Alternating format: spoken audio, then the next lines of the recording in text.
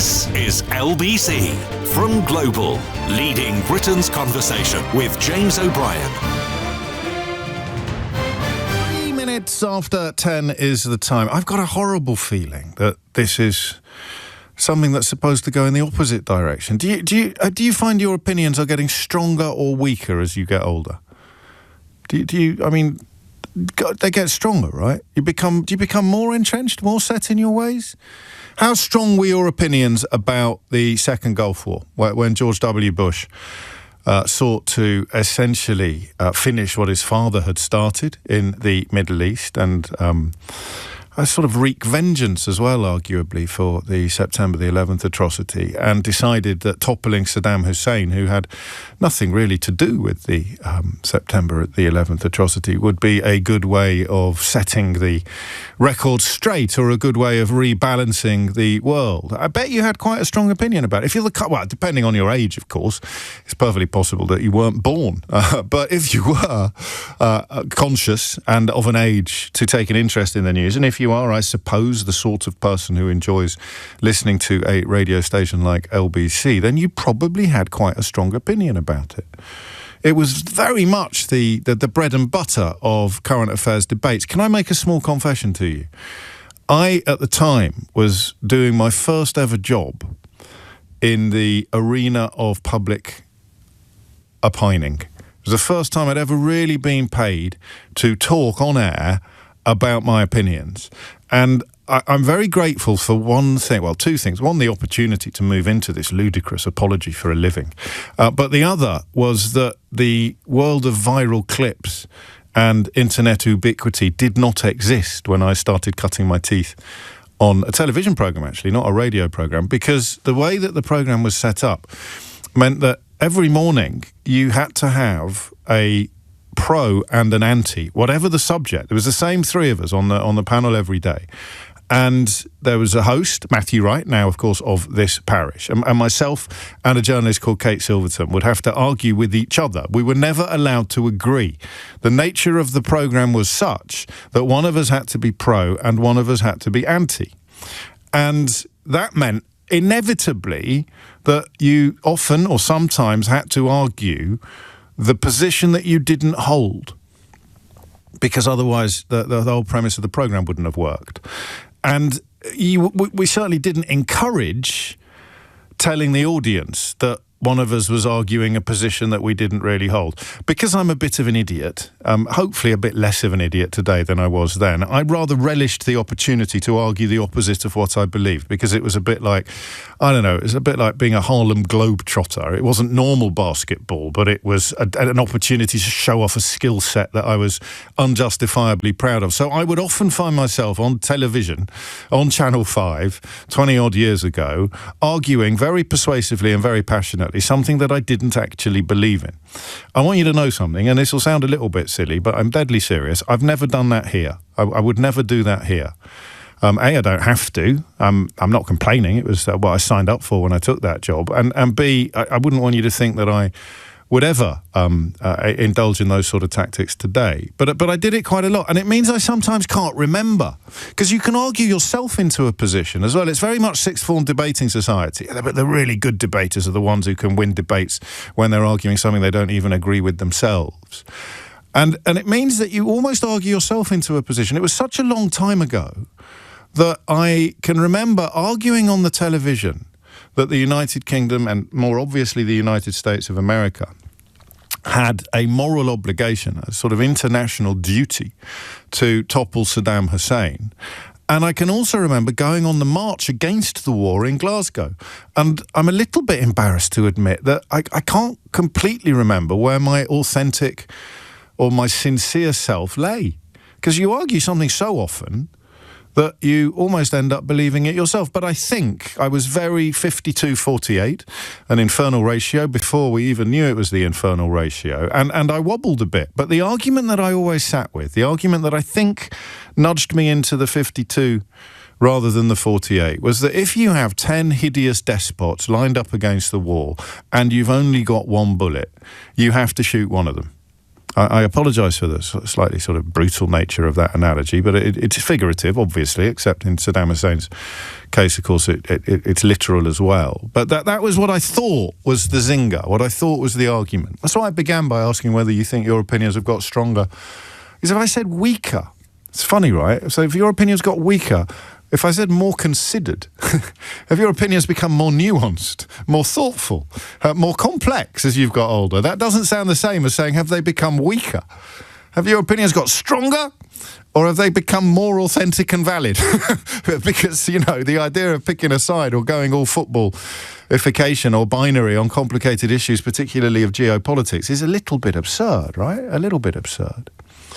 But I can't remember. And I remember that little bit of argument that I thought was pretty unassailable.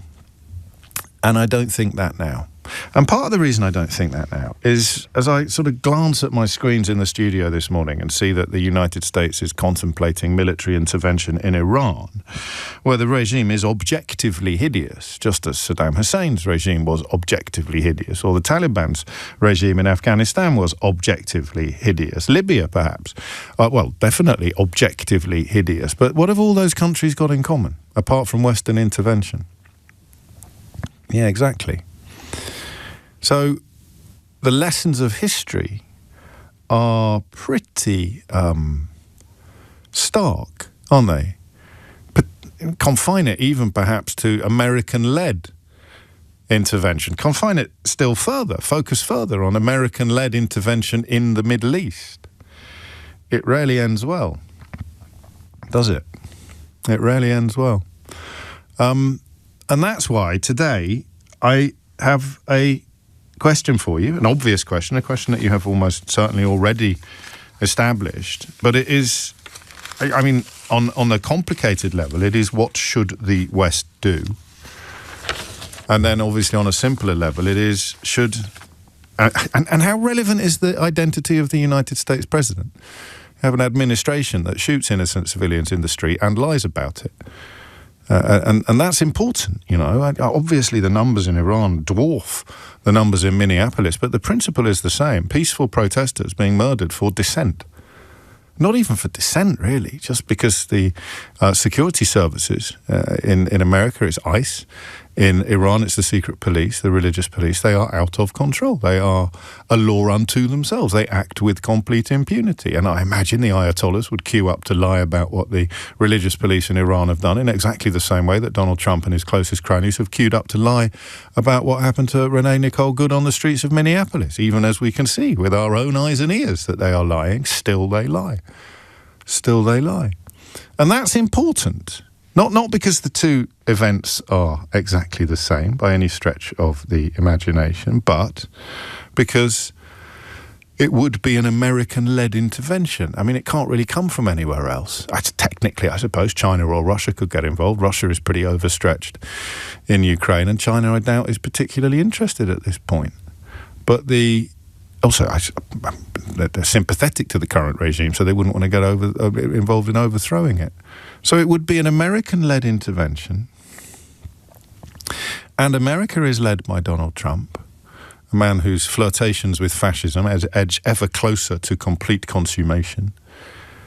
And we would be, I imagine, trailing along behind. Or was it poodle? Was Tony Blair called a poodle? George W. Bush's poodle, have I remembered that correctly? It is a question about domestic political decisions, as in what should Keir Starmer do, what should the UK do, but it's actually a question about the world, isn't it?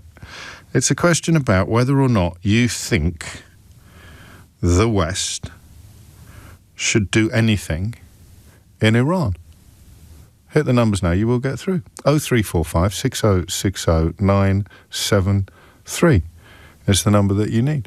Because I apologise for this, and this is why I slightly worry. It's all right for you if your opinions are getting more thoughtful and more nuanced as you get older, but it's not exactly ideal traditionally for a radio phone-in host. I blame therapy. But I don't know now. I suspect that the arguments I used about invading Iraq no longer persuade even me. No matter how hideous the regime may be,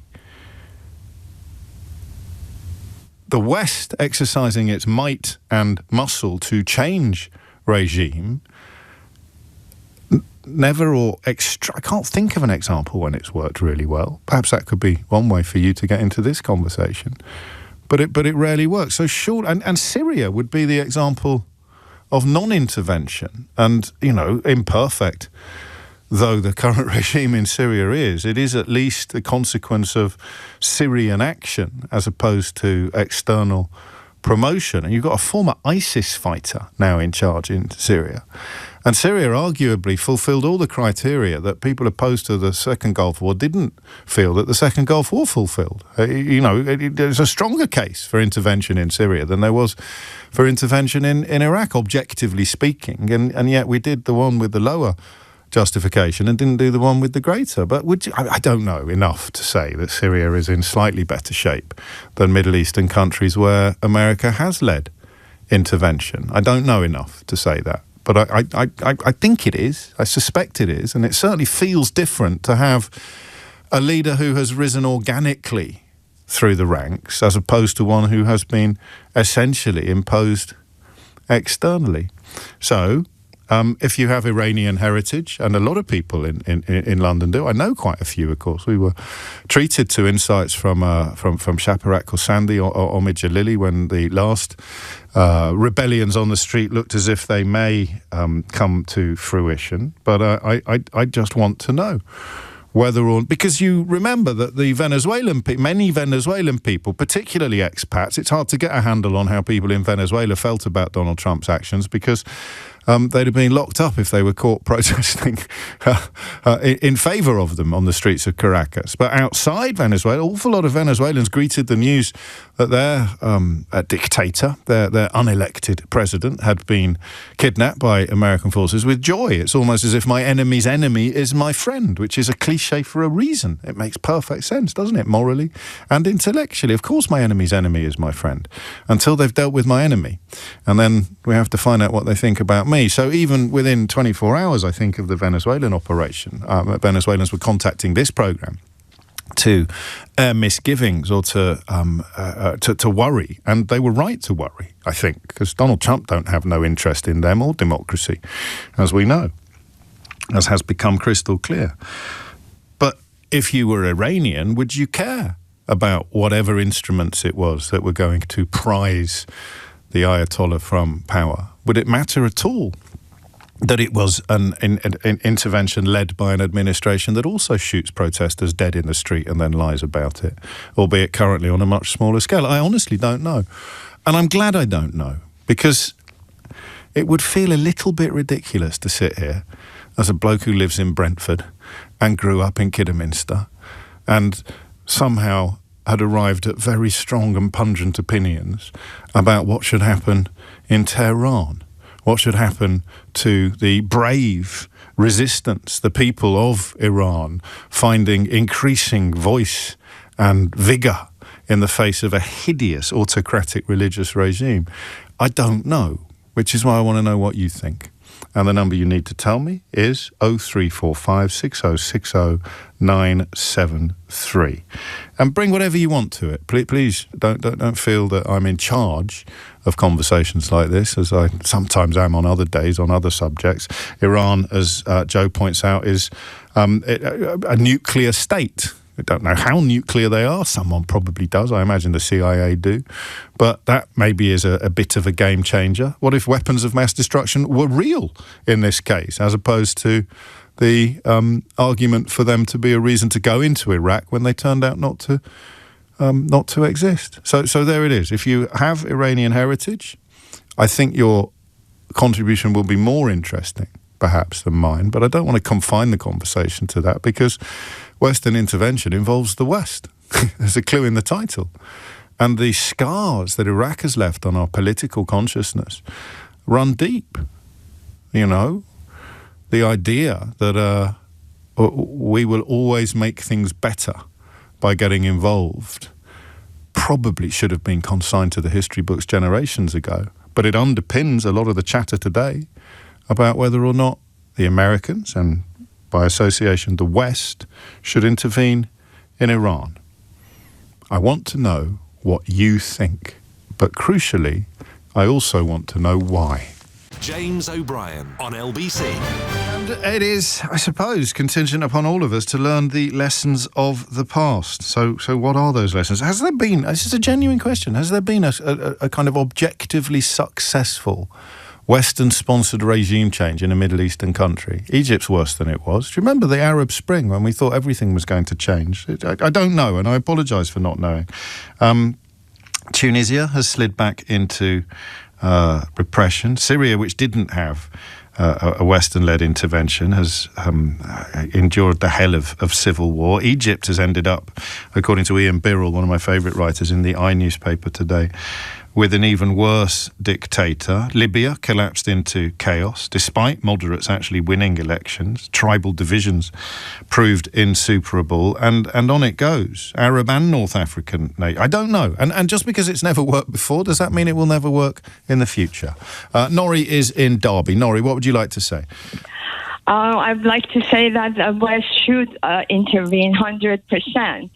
Because, Iranians are very different from Iraqis or Afghanis or Syrians. They're well-educated. Libyans. Or Egyptians. Yes. Or North Africans. Libyans are yes. North African, aren't they? Yeah, well, they are, because they have been trying to get rid of this regime for so long, and they're very well-educated, they're organized, and this regime is just killing them. And the majority of Iranians' values aligns with Western values. They want democracy, freedom, separation of state from religion.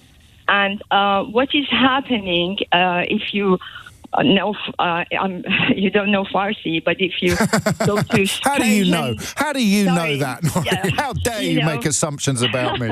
If you go to social media platforms for a long time, what is happening in Iran is what happened during the Middle Ages in Europe. Yes. They are reviewing, questioning what religion means. And so now the majority are being killed really on the streets. There's so many millions on the streets of Iran. And we just want to get rid of this government who supports terrorism. And it's just good if West intervenes, but it doesn't have to be military intervention. It can be a cyber attack to stop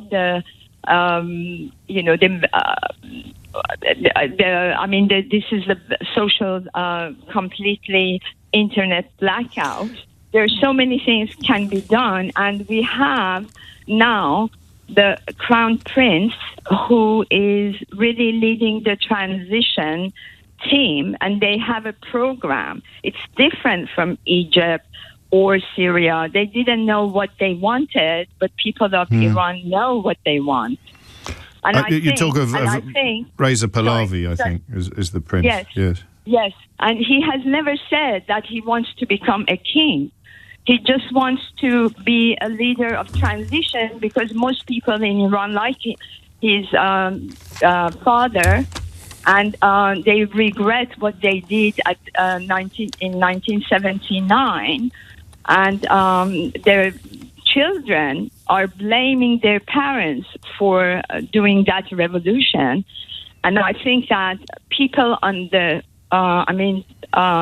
left, if they're closing their eyes to what's happening, it's clear violation of human rights. And who do you mean? Because I don't quite get that. You mean people on the left in Iran, or people on the left outside Iran? Outside Iran. What do you mean like mad people on the mad left? Because I am largely speaking on the left, but I certainly wouldn't. But that was my only worry, actually, is that by being opposed to Western intervention, because it very rarely, if ever, makes things better, you can be in danger of sounding like you are somehow supporting the hideous regime that's in place. I'm sorry. Yeah, fair enough. But because there are only two choices. You either back every mode of removal, or you don't. Yeah, well, as I said, it doesn't have to be troops on the ground.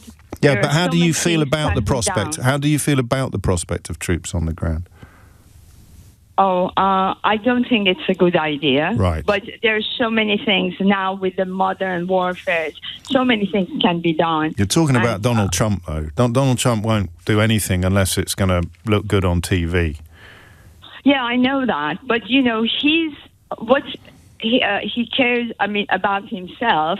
And at this moment of history, our interest, the same as his interest, and we don't care about, we just want to get rid of this government.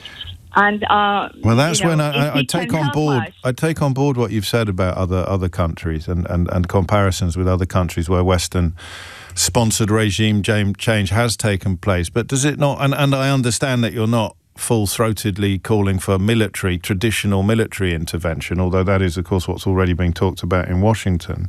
But does that not worry you at all? I mean, does Pahlavi have the wherewithal to hold a country together, or would there be? Because I always think of Yugoslavia, actually, post-Tito, not a Middle Eastern country, but a European country, and it takes a peculiar type of character sometimes to hold together disparate factors, to hold together all the strands. And when Tito left, look what Yugoslavia broke up into so many different factions and so many different countries ultimately. I don't know enough about Iran to know whether or not the country that existed under the Shah, under Pahlavi's father, prior to 1979, has continued to exist in secret almost, and what the removal of the Ayatollahs would do would be to allow something similar to that, something stable and civilized, to move back into the vacuum created. I don't know. Is that what you feel would happen?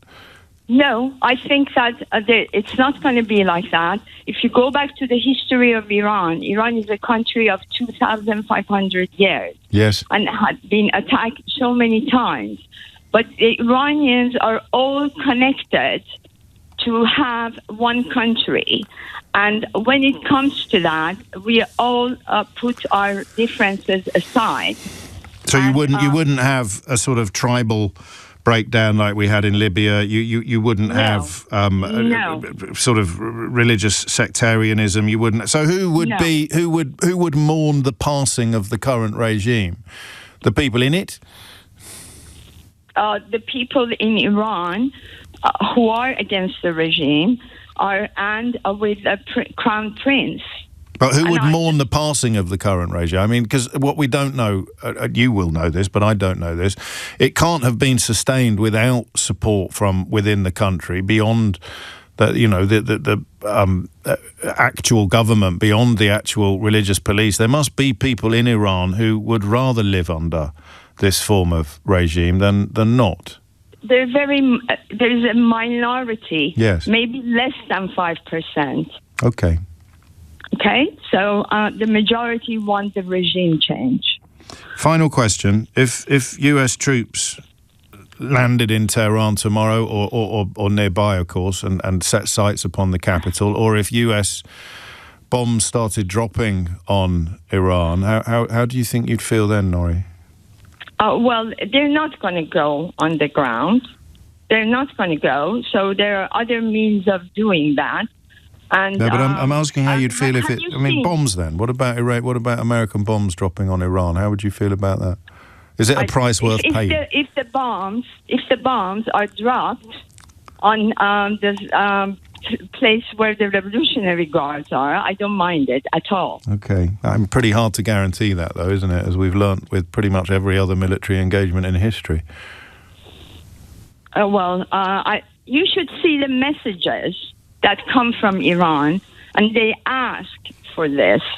Yes, and I'm sure if I was there, I'd be the same. And I'm sure if I was Iranian, I'd be the same. And I'm sure that somewhere inside, if you were to confine my own ludicrous pontifications to justice, natural justice, then I'd be exactly where you are. But I can't help thinking of all the times that people in the West have called for interventions in the Middle East and then not been around for the aftermath, not been around for the repercussions, not been around for the failure to actually deliver what had been promised to the people. But yeah, you're right. If it was my country and it was in the grip of a regime like this one, I would probably welcome almost anything that reset the nation and removed the regime. 0345 6060 is the number you need. Am I right in thinking that we, as in that we Brits, no longer feel quite as gung-ho and warlike as we did in the run-up to the invasion of Iraq, as we did in the run-up to Gulf War II? I don't know. I mean, I feel a lot less gung-ho than I did, but that's probably just because I'm thinking about things a little bit more than I used to. And Norrie's case is powerful. What do you do if you've got one bullet and you've got the despots lined up against the wall? Do you take out the one that you can take out, or do you wait for it to happen organically from within the country, which looks like a greater possibility today than it has done at almost any point since 1979? Here's Dominic Ellis with your headlines. James O'Brien on LBC. 10:33, two headlines for you this morning. Trump mulls, quotes, very strong, end quotes, military options in Iran, and Iran threatens retaliation if the United States attacks. So the stakes are already quite high. And then if we were to take the Venezuelan example, which is clumsy, but not, I don't think, irrelevant, then you would remove the current regime and replace it with Donald Trump. I appreciate that's unlikely, given that they're not on the same continent, but he is currently the de facto, in his own mind at least, the de facto leader of the acting president of Venezuela. So, you know how fond I am of cliche. Is it better the devil you know, or is it be careful what you wish for? I don't know. I honestly don't know. A few people unhappy with the characterisation of the Shah's regime as being all sweetness and light, which is a valid depiction, although Ian in Fife is a little strong in his language. This woman, he says, referring to Norrie, is deluded. The Shah was a Western stooge who tortured his people on a regular basis. The appetite for the Islamic Revolution had to be built on something. Caroline writes, what is the alternative to intervention? Tens of thousands more people being tortured and executed simply for holding up banners. You get beaten for death for wearing your headscarf wrong, of course, which is the atrocity, the hideous crime that prompted the last protests such as these on the streets of Iran. But I don't know why. I just wonder whether we need to be a little bit more thoughtful than we have been in the past about the wisdom of a Western-led intervention in the Middle East, particularly when the West itself is led by, well, a man whose instincts seem to lie a lot nearer to autocratic oppressive regimes than they do to traditional liberal democracies. Yassi is in Ealing. Yassi, what would you like to say? Hi, James. Just want to say I'm a great fan of the show. Thank you very much. Thank you. Thanks for taking my call. Just wanted to say that the situation in Iran is very complicated, but also at a very critical point. Yes. And I think what worries me is that when I was on Instagram, I've now come off it because I was getting really angry. Okay. I was seeing a lot of Iranians reposting supports from Nigel Farage and Tommy Robinson, and they keep saying, where are the left? You know, obviously these guys have got our back, but you don't. And it's just then seeing Trump saying, yes, I will intervene, and then, no, I'll negotiate, all that. It's just really, really scary times, I think, for Iran. Well, again, you don't know how much of that is real and how much of it is, you know, the Exactly. percent, you know, bots and Russian propaganda and just constantly dedicating everything to driving wedges through the West, dividing the West. I haven't heard anybody, genuinely, and I don't spend as much time following it as you do, but I haven't heard anybody ideologically opposed to intervening, just logistically or intelligently opposed to it on the grounds that it might make things worse for the people of Iran. And I don't know what the answer to that is. The point is nobody does. Nobody does. I think... anyway, throughout history, as you say, I do think that the Brits, I guess, the current British government perhaps is worried about making a mess like they did in Iraq. But at the same time, if Trump gets in, he just wants to break and go. I don't think he wants to necessarily, I don't think the MAGA are interested in spending money in Iran and investing. So what do you want? Do you know what you want? I presume you're of Iranian heritage, are you? Yes, yes, I presume. I am. Yes, so I am. I lived here since I was 17, 1998. Right. I think I know what we want. Now, whether it's achievable is a different thing. So Iran wants democracy. They want to be able to have a say in the country. and that's exactly what we want. Now, how you achieve that is it's tricky, isn't it? Because at the moment, Iranian people are coming out. They have been saying for years they don't want this government. They don't want Islamic Republic. Yeah. But they don't have the backing of military. And without backing of military, it's going to be extremely difficult for them to break free. Is the military, I mean, deeply loyal to the current regime? Do we know?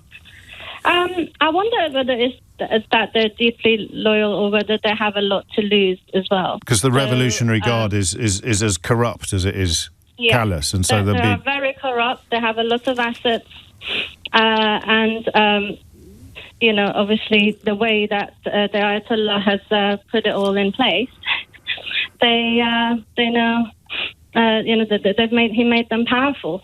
So what happens? What would the vacuum look like? It's why a lot of people are pointing at the Shah's son, Prince Reza Pahlavi, with, I mean, perhaps a little bit of rose-tinted spectacles. But if they had to flee, like a kind of flee to Moscow or wherever you go if you're a deposed Iranian leader. Where did Assad went to Moscow, didn't he? And a vacuum essentially is left behind. Whoever may have the whip hand in that moment, as you remind us, they won't have control of infrastructure or the army to a degree that would allow them to impose stability overnight, for want of a better word. Exactly. So what would the vacuum look like? Do you know? I mean, do you think of your country? Do you think of Iran as a homogenous country? It's hard for me to say. I've not lived there for so long. Well, exactly. I hear different points of view. I know that there are Shah supporters, but I also know there are some who don't support him at all. But I also know ones who don't support him and think, actually, you know what? Maybe he can come in and rescue Iran almost, and then hand over the power as a holding tactic. Again, I can't. I think, did Václav Havel do something like that in the Czech Republic? I can't quite think of historical precedents for all of the things that we hope will happen. I think if people achieve power, even if they started off with the best of intentions, something can change within them. And I think if they achieve power as a consequence of Western intervention and Western support, then it is, as we've discovered all over the world, just in the last 30 years, it can be very, very fragile. But I can't sit here, Yassi, and say, just leave Iran to it. I feel, I don't know, there's almost a moral responsibility to help the people who are being killed in the hundreds simply for standing up for what is right. Yeah, I think so. And I think if I were to look at a very optimistic, as you say, rose-tinted glass, I'd say, get in, just don't kill anyone, but support Iran and just, help. Even from a military perspective, just stop all the killing. But the reality of it is that how will that play out? And also the Shah, the Reza Pahlavi, is supported by Israel. We know that as a fact. We know that he's been meeting with Sarraj. We know where he stands. So for me, I didn't know that about Farage. What's he doing there? Yeah. So be careful. What you wish for. Exactly. I think these people do not really care about Iran. I don't know. I think they've got Israel. Well, I think we can be pretty clear that Donald Trump doesn't really care about Iran or indeed Venezuela or Greenland in particular. But that doesn't mean that the events won't unfold as they have in one of those three countries and as they may yet do in two others. I'm glad we're having this conversation. I'm glad so many Iranian people are talking to us. We haven't talked about sanctions yet. We haven't talked about the role that the West already plays in Iran and the impact that has. You can't sanction a nation without punishing the people who are now protesting against the regime. You punish a regime by punishing the people. The idea being that it creates pressure points. I don't know. Historically, again, what are the best examples of that working? Nina is in Camden. Nina, what would you like to say? Hello, James. Hello, Nina. I'm getting feedback. Well, do you mean in a radio way, or do you mean you're hearing from people in Iran? No, actually, I'm getting feedback as I'm speaking to you. Well, you need to turn... Have you got your radio on? No, actually, the radio is not on. Okay, well, I'm good, Nina, but I'm not a telecoms engineer. I'll pop you on hold and see if anybody can help. Maria is in Munich. Maria, what would you like to say? Hello. Hello, Thank Maria. you. I'm a long-time listener. I am a British Iranian living in Europe, and I just don't want to go back to Britain because of Brexit. Fair enough. I have been listening to you for many years on COVID, on Trump. I hate Trump's guts, but on this occasion, we need his help. Yes. We need his help. Any port in a storm. regime- My enemy's enemy is my friend. Yeah. Kind of. And I am essentially a Republican. Right. But I only see the leadership of the transition in Prince Reza Pahlavi, because I saw what it was like before the revolution. I saw what his father was like before the revolution, and I saw what he did for 47 years. He never changed his word. He called these guys occupiers, and he didn't impose his views on the people. People called his name. And when, for the first time, he asked last week for Thursday and Friday to come and chant his name, not to go out even. He said, just chant your slogans. He didn't even say what to slogan. People poured onto the streets, and they are still there. They're being killed in thousands, James. And if you see any Iranians, if you know any Iranians walking around you like zombies, they have been awake until 4 o'clock in the morning crying, watching horrid videos. So I have been a journalist in Iran. I was a journalist in Britain and also in France since I left. I can tell you this regime came to power with lies and accusations. If you Google Rex Cinema disaster and read about it, the regime put a cinema full of viewers before the revolution, just a few months before the revolution, to fire. 400 people at least burned alive, and they blamed it on the Shah. And then that was one of the things that made people very angry. And the truth came out 20 years later, but that was too late. How do you? I don't think. I mean, respectfully, I don't know that I'm going to get any defenders of the current regime on this program, and I'm not quite sure how to deal with them if I do. So the hideousness of, I mean, you know, this is the regime, of course, that killed Mahsa Amini, and some of the stuff that filters through to the West is going to be the tip of icebergs for people living in Iran. But where do you personally derive your confidence that things couldn't possibly get worse? Because it can't get, because there is a massacre there. In 2019, even Reuters, which was... Yeah, but am I wrong? And forgive me, because I don't know anything nearly as much about this as you do, but I keep thinking of Saddam Hussein, and I heard similar arguments then about how morality, duty demands that we intervene. He's throwing people through paper shredders. His sons are ogres, hideous. The Kurds have been treated with Mahsa Amini, also a Kurd, of course. No, they faked these weapons of mass destruction. I was on the mass protest in the middle of London. Yeah, but that's not what I'm just pointing out that nobody thought things could get worse post Saddam, and then you fast forward 5 years and you've got ISIS. No. The Iranian people have kicked religion out of their lives. Any country in the region is going towards extremism. Iran has moved backwards, the other way, not actually forward. They know the value of secularism. They also know that religion is a private thing, and they don't want to. You're talking about the average citizen who lives in direct contravention of the prevailing winds in the country, because it's the most Islamist regime on the planet. And yet, so it's going to hit people as a little odd for you to talk about the Iranian people as being irreligious or unreligious when they live in the most repressive religious regime on the planet. I'm not saying you're wrong. I'm just saying it's quite a big ask. for outsiders to accept? I was in Iran. I have been in touch. My family is in Iran. I was in Iran last year for 10 months when I went to care for my sick mother, and they confiscated my passport for 10 months. She died in the middle of my stay. I can't say thank you. And I continued to stay until I got my passport back, and my teenage daughter was here.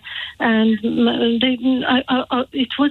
it was very upsetting. I could see people have nothing to lose, nothing. Except their lives, and they're losing their lives for protesting. So I understand the logic of your position, and I apologise for the crass question, but I asked Norrie this, and I'd ask you as well. How would you feel if Donald Trump started dropping bombs on Iran? No, he wouldn't drop bombs. Well, he's already said that. I mean, what do you think strong military intervention means? Yes, that means something like a controlled precision attacks against certain targets. Yeah, well, again, I heard that about Baghdad just a couple of decades ago. I don't know. I mean, I hope you're right, and I guess I wouldn't trust Donald Trump as far as I can throw him, and you wouldn't either. But there comes a time when if nobody else is in a position to do the thing that you desperately want to happen, then you don't really care who does it. I don't know what precision attacks would look like in this kind of context, to take out the regime in the same way that they tried to take out the nuclear capabilities. And I don't know that anyone would really be able to object to that. Massive caveat if it worked. James O'Brien on LBC. Here is the problem, or indeed the rub, as one of my favourite correspondents on Blue Sky, No Hostages, describes it. And they cite a survey conducted by a Netherlands-based institute in August of last year, finding, the headline is that a majority of Iranians reject the Islamic Republic, but the detail is considerably more nuanced than that. Let me just run you through it. A secular republic was backed by 26% of respondents. 21% supported a monarchy. Another 22% said they lacked enough information to decide. And 11% said that the form of an alternative system was not important so long as change occurred. You've got about 20% who do not want major changes to the status quo. So all of these factions are hovering around the 20 to 25 figure, although among opposition figures, it is indeed the exiled Prince Reza Pahlavi who is the most popular, with 31% support. A rapper called Toumaj Salehi stands at about 6%, and the jailed Nobel laureate Narges Mohammadi at 5%. And I guess what I don't know, and I apologise for that, but nobody knows everything, is how furiously opposed to each other the 80% would be. So if you've got 20% that like things as they are, you have a problem with any transition. But how big that problem is depends upon how united the other 80% are. The people who want change, at whatever cost, come in at 11%, or rather they don't care what the change is as long as change occurs. But that figure would be much higher if the questions were phrased differently. Would you rather have, for example, the Ayatollah in charge, or the monarch, or the secular republic, or an alternative means of government? They'd choose that over the Islamist regime, and you ask them objectively which one they want from a selection of choices, they're going to put 4 or 5 different things in order, make it binary, and I imagine that support for anything other than the current regime would be really, really high. And the future, the safety, the security of the country and the population depends upon how cooperative and consensual those opposed to the current status quo prove to be. And I'm not sure I've learned much so far today about what that... I think it's probably fair to say that things are nowhere near as sectarian or as tribal or as fractured or as splintered as they have been in other countries where the West has implemented or accelerated regime change. And remember, these are often countries that have just been drawn on a map by Western diplomats, French and British diplomats with rulers and pencils, riding roughshod over historic loyalties and even historic borders. But I don't know enough yet to know what happens in Iran when or if the mullahs are removed. Charmaine is in Epsom. Charmaine, what would you like to say? Hi, James. Hello. Thanks for taking my call. You're very welcome. I think the first thing that everyone should just keep in their mind is that Donald Trump doesn't do anything for anyone except for himself. Yeah. And we know that Iran has one of the biggest oil reserves in the world. So we're talking, I think it's number 4 in terms of oil reserves. So that is his motivation. Yeah. You know, him and Netanyahu do not care about the Iranian people. I think that's one thing that we should remember. Calling it liberation and this and that is just it's a red herring. It's just to get legitimacy from the public. You know, I think everybody with a bit of a few brain cells should understand that. Of course, that might work out for the Iranians, but I think that should be first and foremost. Secondly, and there have been protests in Iran for many years because the regime is the way it is. And I agree that there needs to be a change because so many people have died.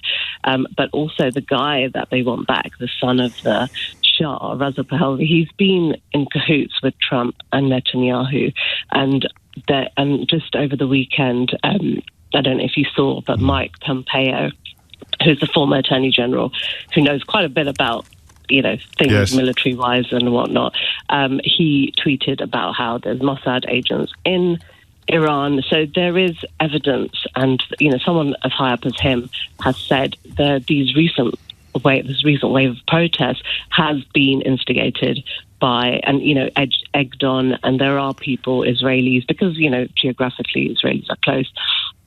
But that's chaos so that it presents a reason for Donald Trump to intervene. Because if there was no carnage, if there was no death, then they don't have legitimacy to go in and liberate, so-called. So I think this is things that... But several things can be true at the same... Yes, no, you're right to remind us of this. And Pompeo has suggested that bringing in mercenaries might be the last best hope of the Iranian regime. But several things can be true at the same time. So... And forgive me for going all in on the cliches today, but you can't really let the perfect be the enemy of the good when you're talking about something as complicated currently and historically as this. What about the idea that the massive majority of Iranian people would welcome any change, regardless of who sponsors it or who promotes it or who affects it? Because they can't conceive, in the same way I imagine that Iraqi people 25 years ago couldn't conceive of things being worse than they currently are. I think the first bit of what you said is right. Yeah. The majority probably do want regime change, but the second part is not. I mean, look, Netanyahu's just been in America, right? He was welcomed and he spoke with Trump, and then all this stuff has happened. He is an integral part of this, unfortunately, and we cannot trust him because we know what he's done in Gaza. I mean, I don't think Iranians will trust. But these people, these young people on the streets of Tehran are not there at Benjamin Netanyahu's behest. They are there very much in opposition to the current regime. And I can't really conceive of regime change that doesn't take into account geopolitics. And if you take into account geopolitics, you take into account the President of the United States of America, and he currently is somebody who is, for good or for ill, and I, like you, consider it to be very much for ill, in lockstep with the Prime Minister of Israel. So how does Iran get change if not change that involves these people?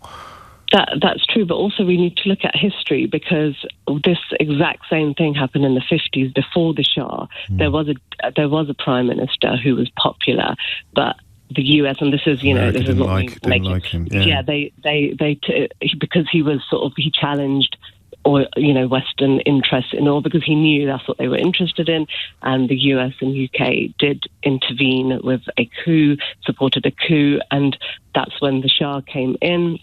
And the Shah was, their puppet, if you like, and I think he served the rich, the elite, more in Iran.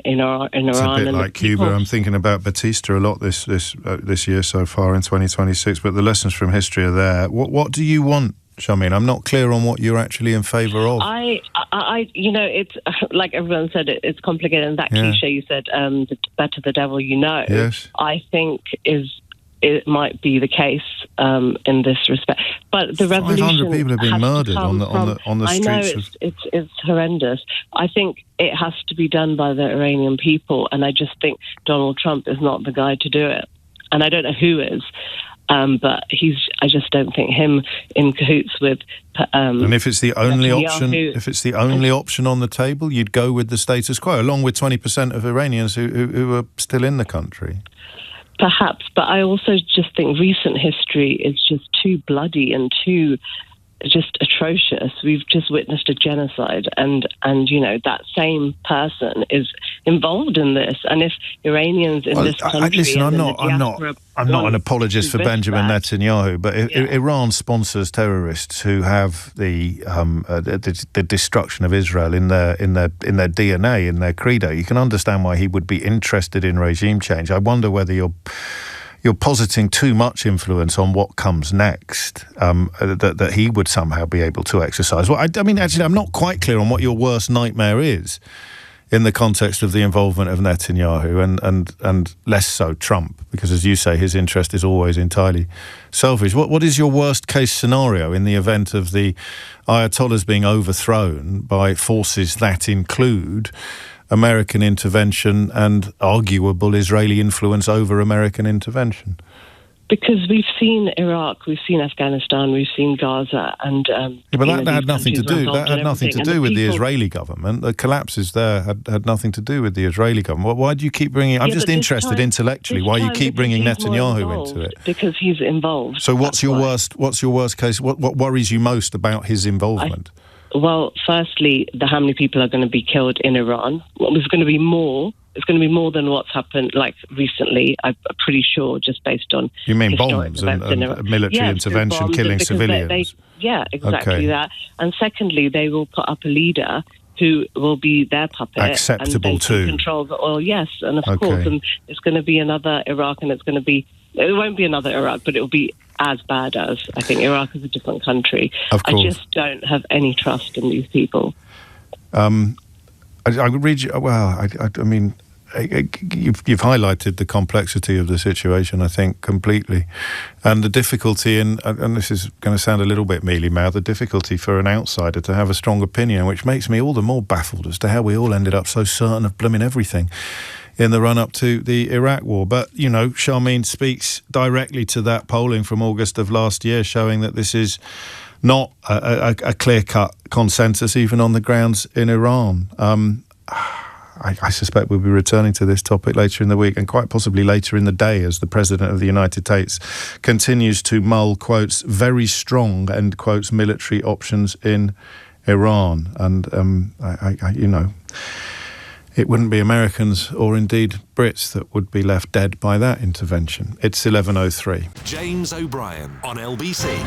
It is 7 minutes after 11 from Tehran to London, or certainly to the UK, and also some polling that I think is very interesting, although supremely unsurprising. I take no pleasure, as you know, in suggesting that things are going to happen and then being proved right when they happen. I suppose most recently with Elon Musk and Twitter, actually. But there's no pleasure in it. It's a bit like being Cassandra, the prophetess of ancient Greece, who was cursed to always tell the truth and never be believed. So, I don't know, Brexit, Boris Johnson, austerity, Liz Truss, we could go on. And now you've got Donald Trump, you've got Twitter, you've got Elon Musk. All of the things I've warned about have come to pass, and yet the world hasn't really changed at all. And so it is with immigration. I think you probably thought I was mad roughly this time last year when I started telling you that by the time of the next general election, immigration will no longer be an issue, statistically speaking. The direction of traffic under the last Conservative government, and it quickly became clear under the current Labour government, was to sacrifice economic health and basic intelligence upon the altar of nativism. People persuaded that foreigners are the root of all evil, or at least the cause of all of their problems, will be assuaged by the removal of foreigners.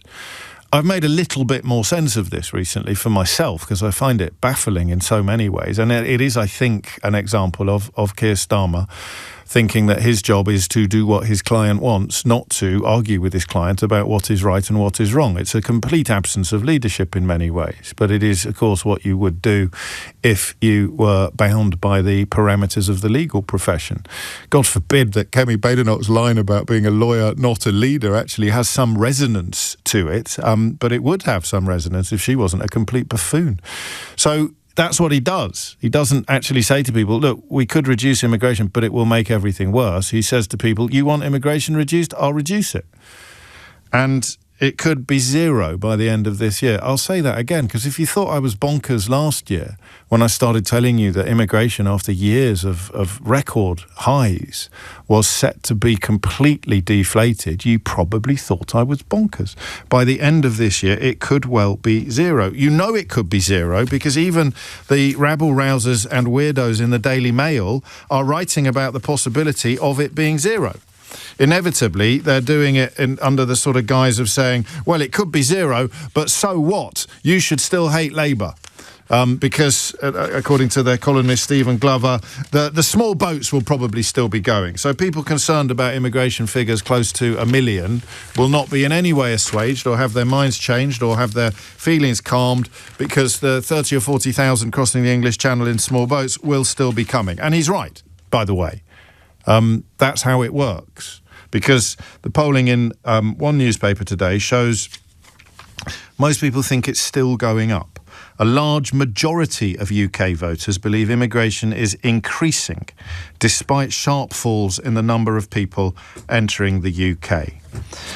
I've got two, and this is by More in Common. It's not a bias to the right by any stretch of the imagination. Polling is usually reliable, whatever you may think, when you don't like the results. But of course, the questions that you ask can frame or at least influence some of the answers.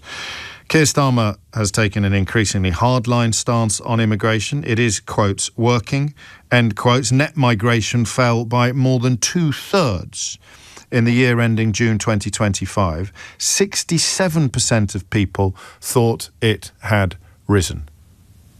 This is not a normal country.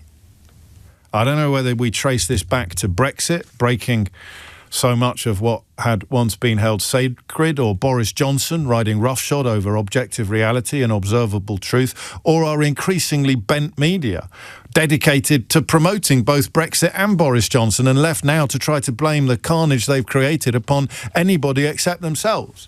But this is not a normal country. Statistics, I mean, basic counting, these are not opinions, show that immigration is plummeting to a point where it could be zero by the end of this year. That's just a fact. This isn't, so I don't believe it, although we're going to move on to the question of why people don't believe it. This isn't speculation or propaganda or any of the things that you might think that it is. This is cold, hard facts. I do quite like saying things like this, but I appreciate it makes me sound like a bit of a her, but I don't know where else in the media you would have been prepared for this news. I really don't. You can follow individuals on social media who are obsessed with this sort of stuff. There's a brilliant guy called Sundar Katwala who you hear quite often on LBC. I rely on him to know which direction the traffic is going. But in terms of being told regularly and repeatedly that immigration is plummeting and it could hit zero sooner rather than later, where else would you have heard that in the UK media? Except on this programme. Or on the Blue Sky account of people like Sundar and a few others. It's bonkers, that. It's absolutely insane that the thing that British voters can be easily persuaded to care most about is close to not being a thing anymore. 67% of people in the immediate aftermath of seeing a fall of 2/3 are convinced that it is still going up. It's 80% of Nigel Farage voters, inevitably, because he's one of the main reasons why these lies have taken hold, just like the lies about London, which I was planning on talking about this hour, but I've persuaded myself in the course of this introduction that we should talk about the immigration statistics instead. It's the same story, by the way. Mark Rowley hitting out today at false claims about London. The various lords and lady haw-haws, or ha-has, if you're in need of some rather urgent history lessons, who promote and promulgate foreign propaganda, the lies of our enemies about the state of our country and the state of our city, in this case, the safety of London, have, gone unchallenged when the reality, the statistical reality, is clear. The homicide rate in this country has gone down. It's one of the safest in terms of violent crime. Last year showed serious violent crime in the capital plummeting. And even Mark Rowley is now taking aim at commentators, as he calls them, sharing false claims online. President Trump lying about no-go areas. Elon Musk condemned for inflammation. It's just not true. And that's when things get really scary, historically. You know, we talk a lot about Orwell on this programme. We saw last week the inevitable consequences of what happens when an administration tells you not to believe the evidence of your own eyes and ears.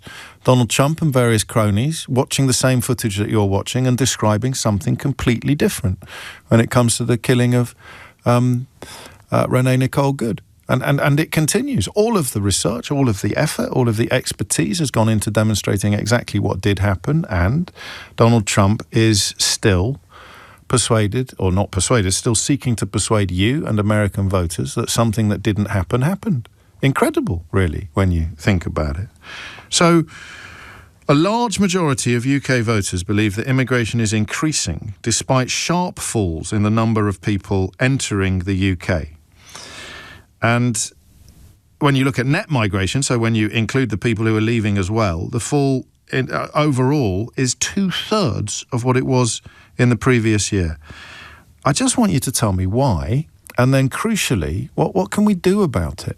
I may bring the London conversation into it as well, because it's the same thing. Those of us who live in London, those of us who love London, know that it is a city with problems. Of course it is. There are no cities on the planet that don't have problems, but it is a wonderful, arguably the best city in the world. I would, by the way, make that argument, but I'm biased. I live here. I've lived there since I was 19. I would never want to live anywhere else. I love London. I love it in a way that is a little bit... what's the word I want? A little bit too emotional sometimes. I just think that it is a place of such magnificence that I wouldn't want to live anywhere else. And yet when people attack it, I find myself thinking, what is your business? What is your game? And it's the same with immigration, which we will get on to shortly, because in the meantime, I have some breaking news for you. Nadeem Zahawi, his career was an absolute lesson, wasn't it, in...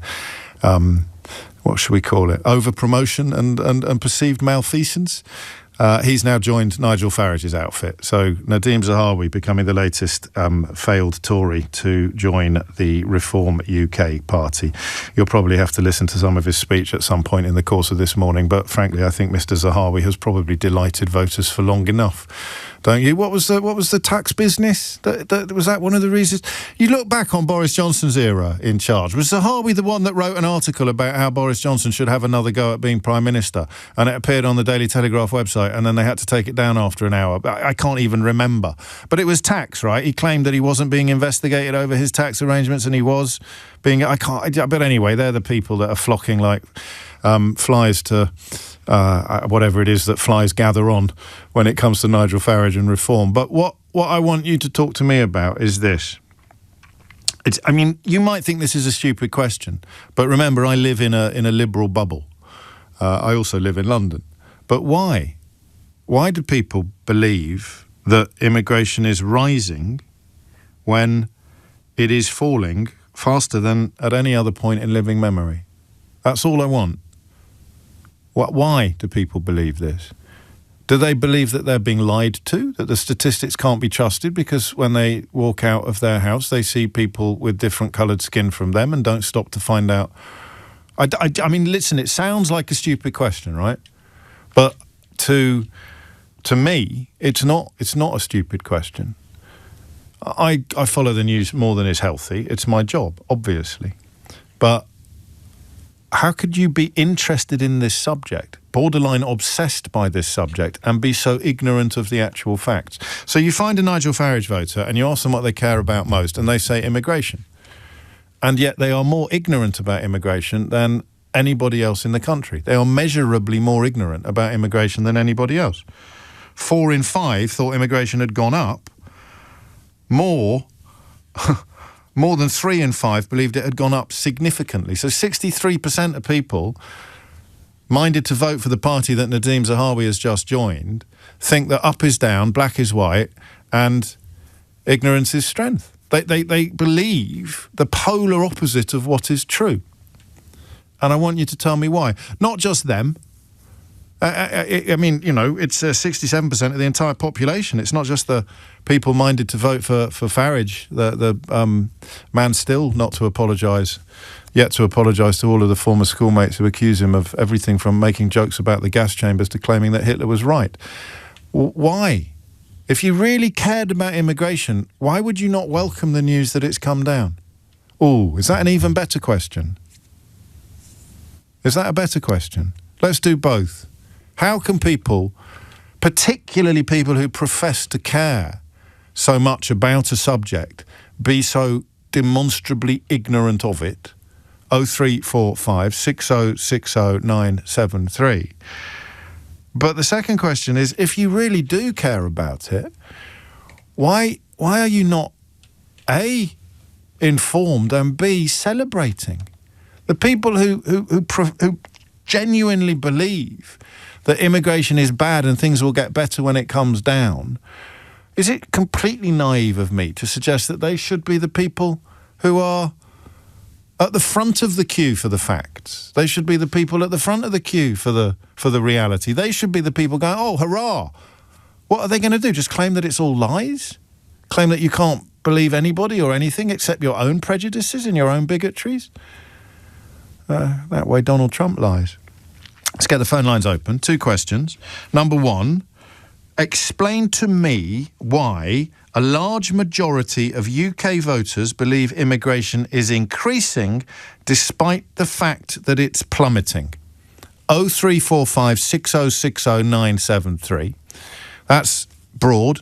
And then specifically, the people who care about it the most turn out to be the most ignorant. Can you explain that to me as well, or instead? You can take one or both of those questions, but I can't wait to find out what you think, because I've got ideas, but not enough to float a boat.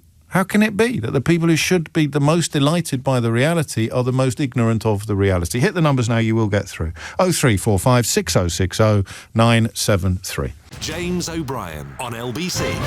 What happens to your Uncle Keith if immigration does drop off a cliff? If it continues to drop? I mean, the people we all know, sadly, they tend not to ring me anymore, but I live in eternal hope, who think that all their problems are caused by immigration, and that if you could only reduce immigration, Britain would somehow be better and brilliant, even more brilliant than it already is. And yet they're getting what they wanted. All their dreams are coming true, and they don't know. It's not that they don't believe it. They genuinely don't know. They don't realise. They don't understand the observable reality. You've got the Daily Mail writing about the likelihood of net migration reaching 0. As some forecasters, I'm quoting from the Daily Mail, as some forecasters are saying could happen as soon as the end of this year.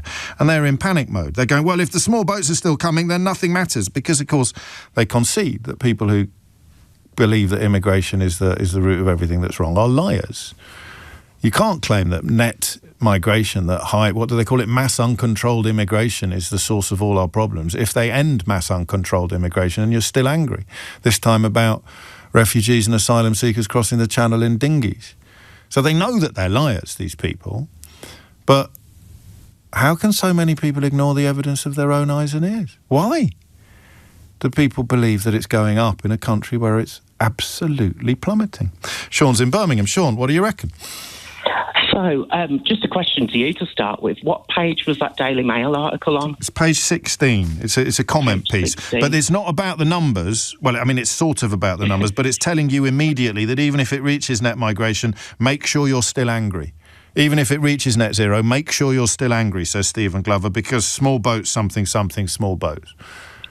This is it. Well, there's 2 points there. I mean, given that migration based on the national polls is the biggest issue in the country, why is that not front page Second news? biggest, actually, after the cost of living. And fascinatingly, and this probably plays into what you're thinking, you ask people what affects them the most, it plummets down the list, comes in at 7th or 8th. Ask them what affects the country the most, they all say immigration. Yeah. It's weird, that, isn't it? It's part of the answer to the question.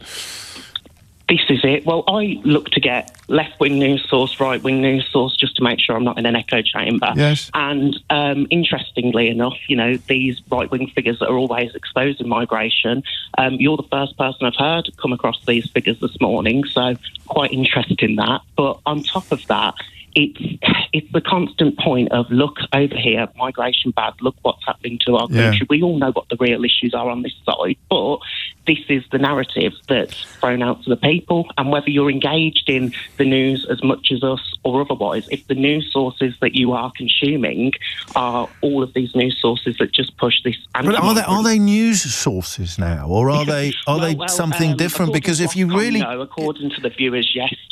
You'd look it up, though, right? You'd look at it. You'd want to find out what the Office for National Statistics has said. You'd want to find the same people that told you it was 944,000 net plus in the year to March 2023 are the people that will tell you it's 204,000 in the year to June 2025. So you can't have your cake and eat it, can you? If you trust the statistics... This seems to be what's used. It's trust the statistics when they back up our argument. Otherwise, they're all captured by the left.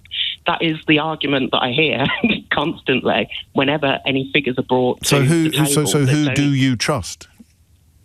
Like the people that tell me what I want to hear. That's it. They're the only people I trust. It's sad, but it's sort of nice for some people, I believe, to say all of the issues that you're facing in your life is because of these people over there. Obviously not putting the blame on individuals for the situation they're in, but we all know cost of living, Brexit. Let's not get into Brexit now. But this is what's happening. So they want to believe that immigration is really high, because if immigration has come down to zero and their own life is still not what they think it should be or what they want it to be, they'd have to find someone else to blame. Well, you say that. I think that's my worry, that if we do get to zero, where do we go next when things don't improve? Disabled people, the British public... Historic history suggests that... my worry is, before that, we head towards this... I don't know if you've spoken about this on the... radio as of yet, but there's conversations about remigration at the moment. I don't know, it's very fringe at the moment, but as we know, what starts as fringe, the Tommy Robinson stuff, suddenly becomes mainstream, in what feels like a blink of an eye. So that is my worry as to where it's heading next, is that's where the conversation goes. So it's not immigrants, so they're still here. The ones that came before are still here. And of course, if you're in the business of profiting from epic inequality in this country, then the last thing you want is people to start focusing upon the real causes of it. And yeah, you're right. They'll probably start serving up new scapegoats. You're already getting it a little bit, aren't you? Not just under that forced deportation or remigration rhetoric that Sean refers to, but people suggesting that, for example, Nadine Zahawi can't be British because he was born in Iraq, or even if he had been born in this country, he would not be permitted to be British or English in the rationale of some of these far-right figures who do seem, as Sean suggests, to be migrating, pardon the pun, ever closer to the mainstream. But why? That's the bit, isn't it? Sean's given us some answers to this, but if it's the thing that you profess to care about the most, how can you care so little about the actual facts? All answers welcome, please. 0345 60973 is the number that you need. It's extraordinary to reflect upon the absence of coverage for these figures, not just the reality of what is going on, the plummeting in net migration to and from this country, but also the fact simultaneously that a massive majority of people here think it's going up at a rate of knots when it's coming down faster than ever before. We are insane, aren't we? How does this look from the outside as a country? What's that you say? Oh, yeah, they're all obsessed with immigration. Well, it must be pretty high then. No, it just fell by 2/3.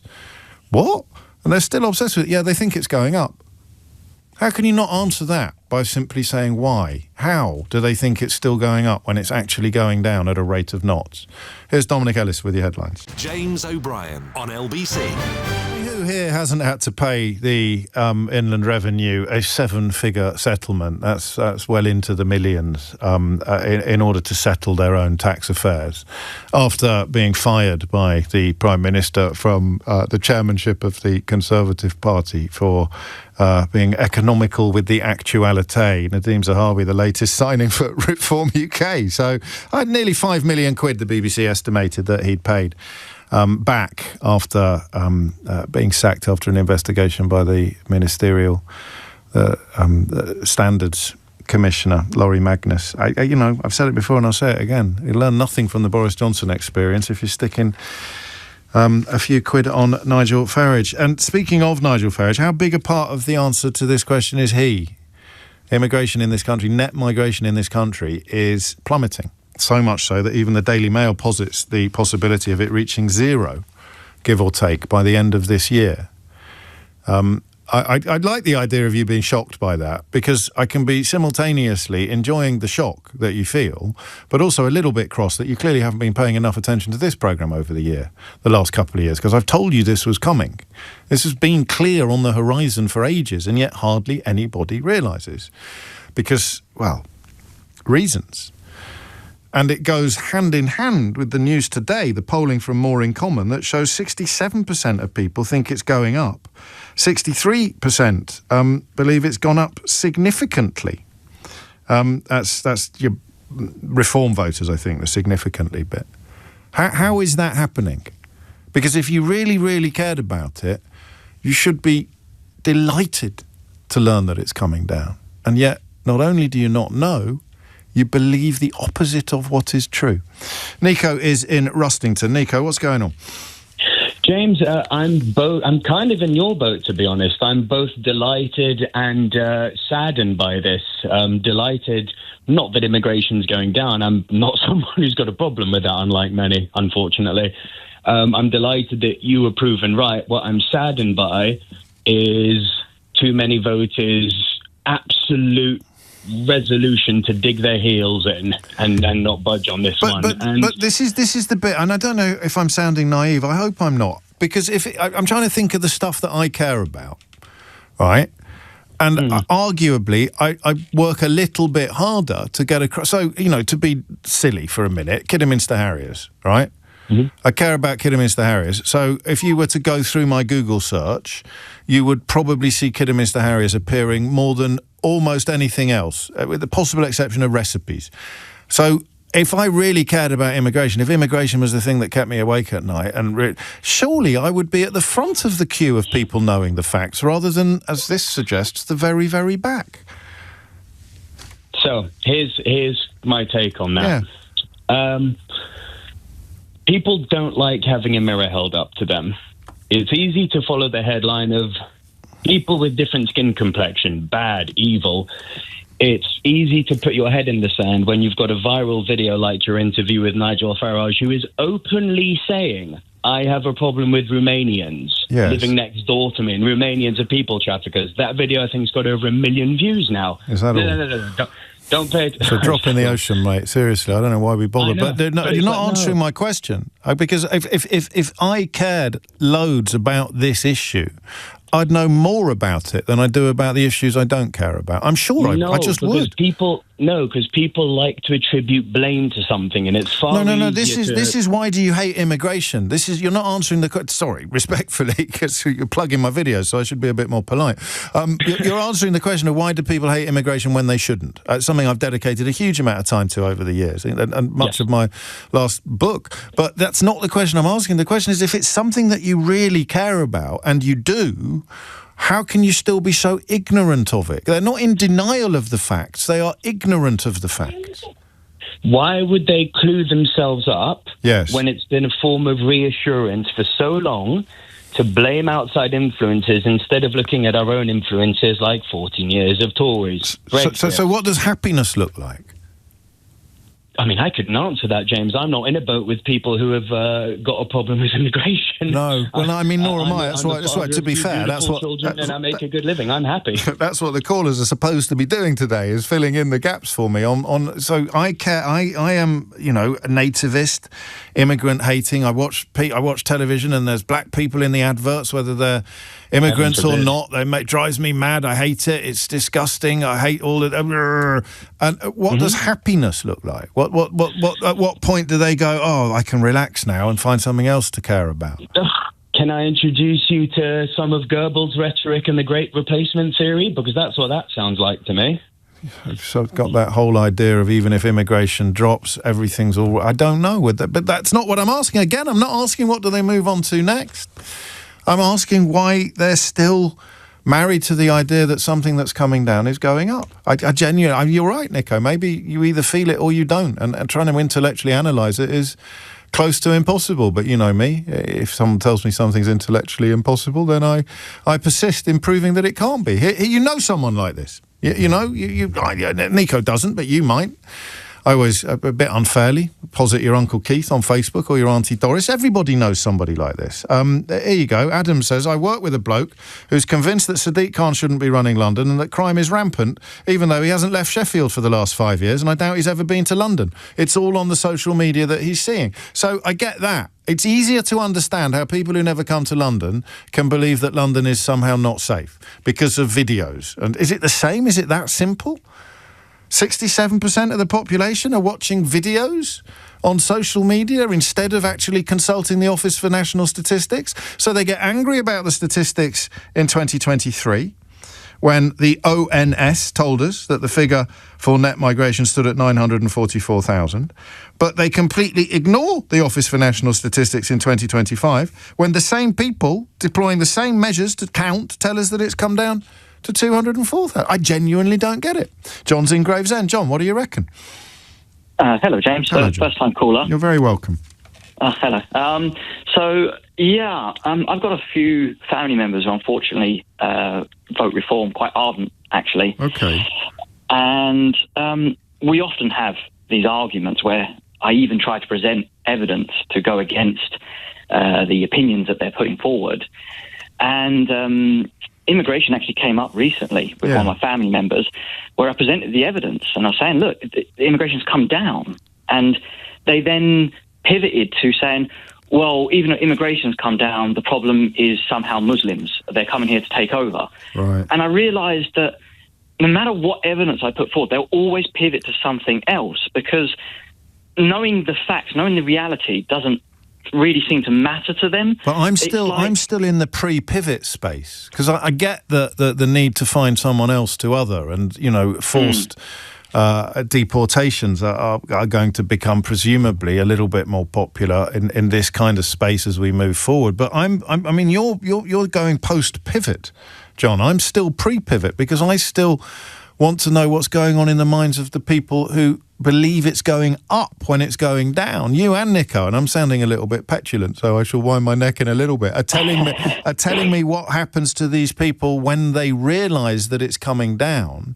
But what I don't understand this morning is how they can be convinced that it's going up when it's not. And the only measure they had for getting angry in 2023 is the same metric that is telling them in 2026 to calm the heck down. How can they believe the opposite of what is true?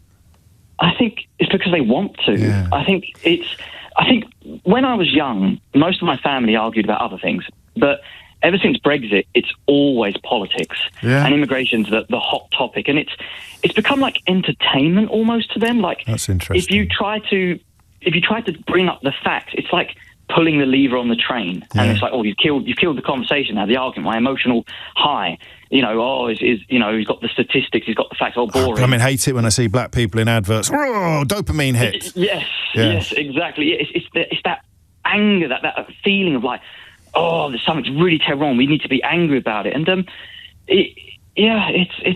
what it is. It's like it reminds me of like football teams almost. Because recently, me and my brother were talking about the rise of the Green Party, And one of my family members who came over and was like, Reform's still number one in the polls. And it's like, replace Green and Reform with like Arsenal and Chelsea. And it's the same thing. It's like, my team, Yeah. Yeah, and I mean, it's not a very substantive theory, is it, footballification? But it fits almost all of the facts, and it involves ignoring the facts.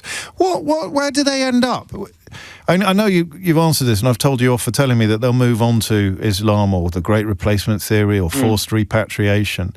But are we trying to reason people out of a position they haven't been reasoned into, John? So when you go next Christmas to family members or sooner, and you say, well, look, you said you wanted it to be really low, and now it's zero or close to zero. Should we move on to something else now? They'll just move on to a different kind of, and I'm going to use this word advisedly because it's your family, not mine. They'll move on to a different flavour of racism. Yes, absolutely. Or it'll be something else. It'll be something that Trump's done, and they'll be discussing about what Trump did was actually okay, or it's whatever the topic is of that week. They will always take this barrage reality. So what we've got here is, oddly, because it's not the first thought that I had on the subject, but this is an absolute disaster for the current government. Because they've alienated an awful lot of people, not necessarily to the point of not voting for them again, but they've alienated an awful lot of people by lurching into the anti-immigration space, into the unwelcome space, into the sacrifice economic health upon the altar of reducing net migration, presumably in the pursuit of voters who really care about net migration. The people who they think really care, the people they think are operating logically, don't really exist. No, the facts, logic. It doesn't matter to them. It's feelings. It's teams, and it's the idea of winning and besting, and that's what it's been reduced to. And I guess the more you've spent, the more of your life that you've spent feeling a little bit excluded or ignored or unappreciated, the more likely you are to derive some sort of dopamine hit from simply being part of a movement that is popular, regardless of facts. And that's Brexit for you in a nutshell. And oddly, these architects of Brexit, these people whose promises have come to naught, whose lies are exposed on a daily basis, are still riding this tidal wave of nativist dissatisfaction or unhappiness, and claiming to be patriots when they are routinely putting the country down. I guess maybe there isn't a brilliant catch-all answer to this. A little bit of right-wing media, a little bit of psychological conditioning, a little bit of footballification.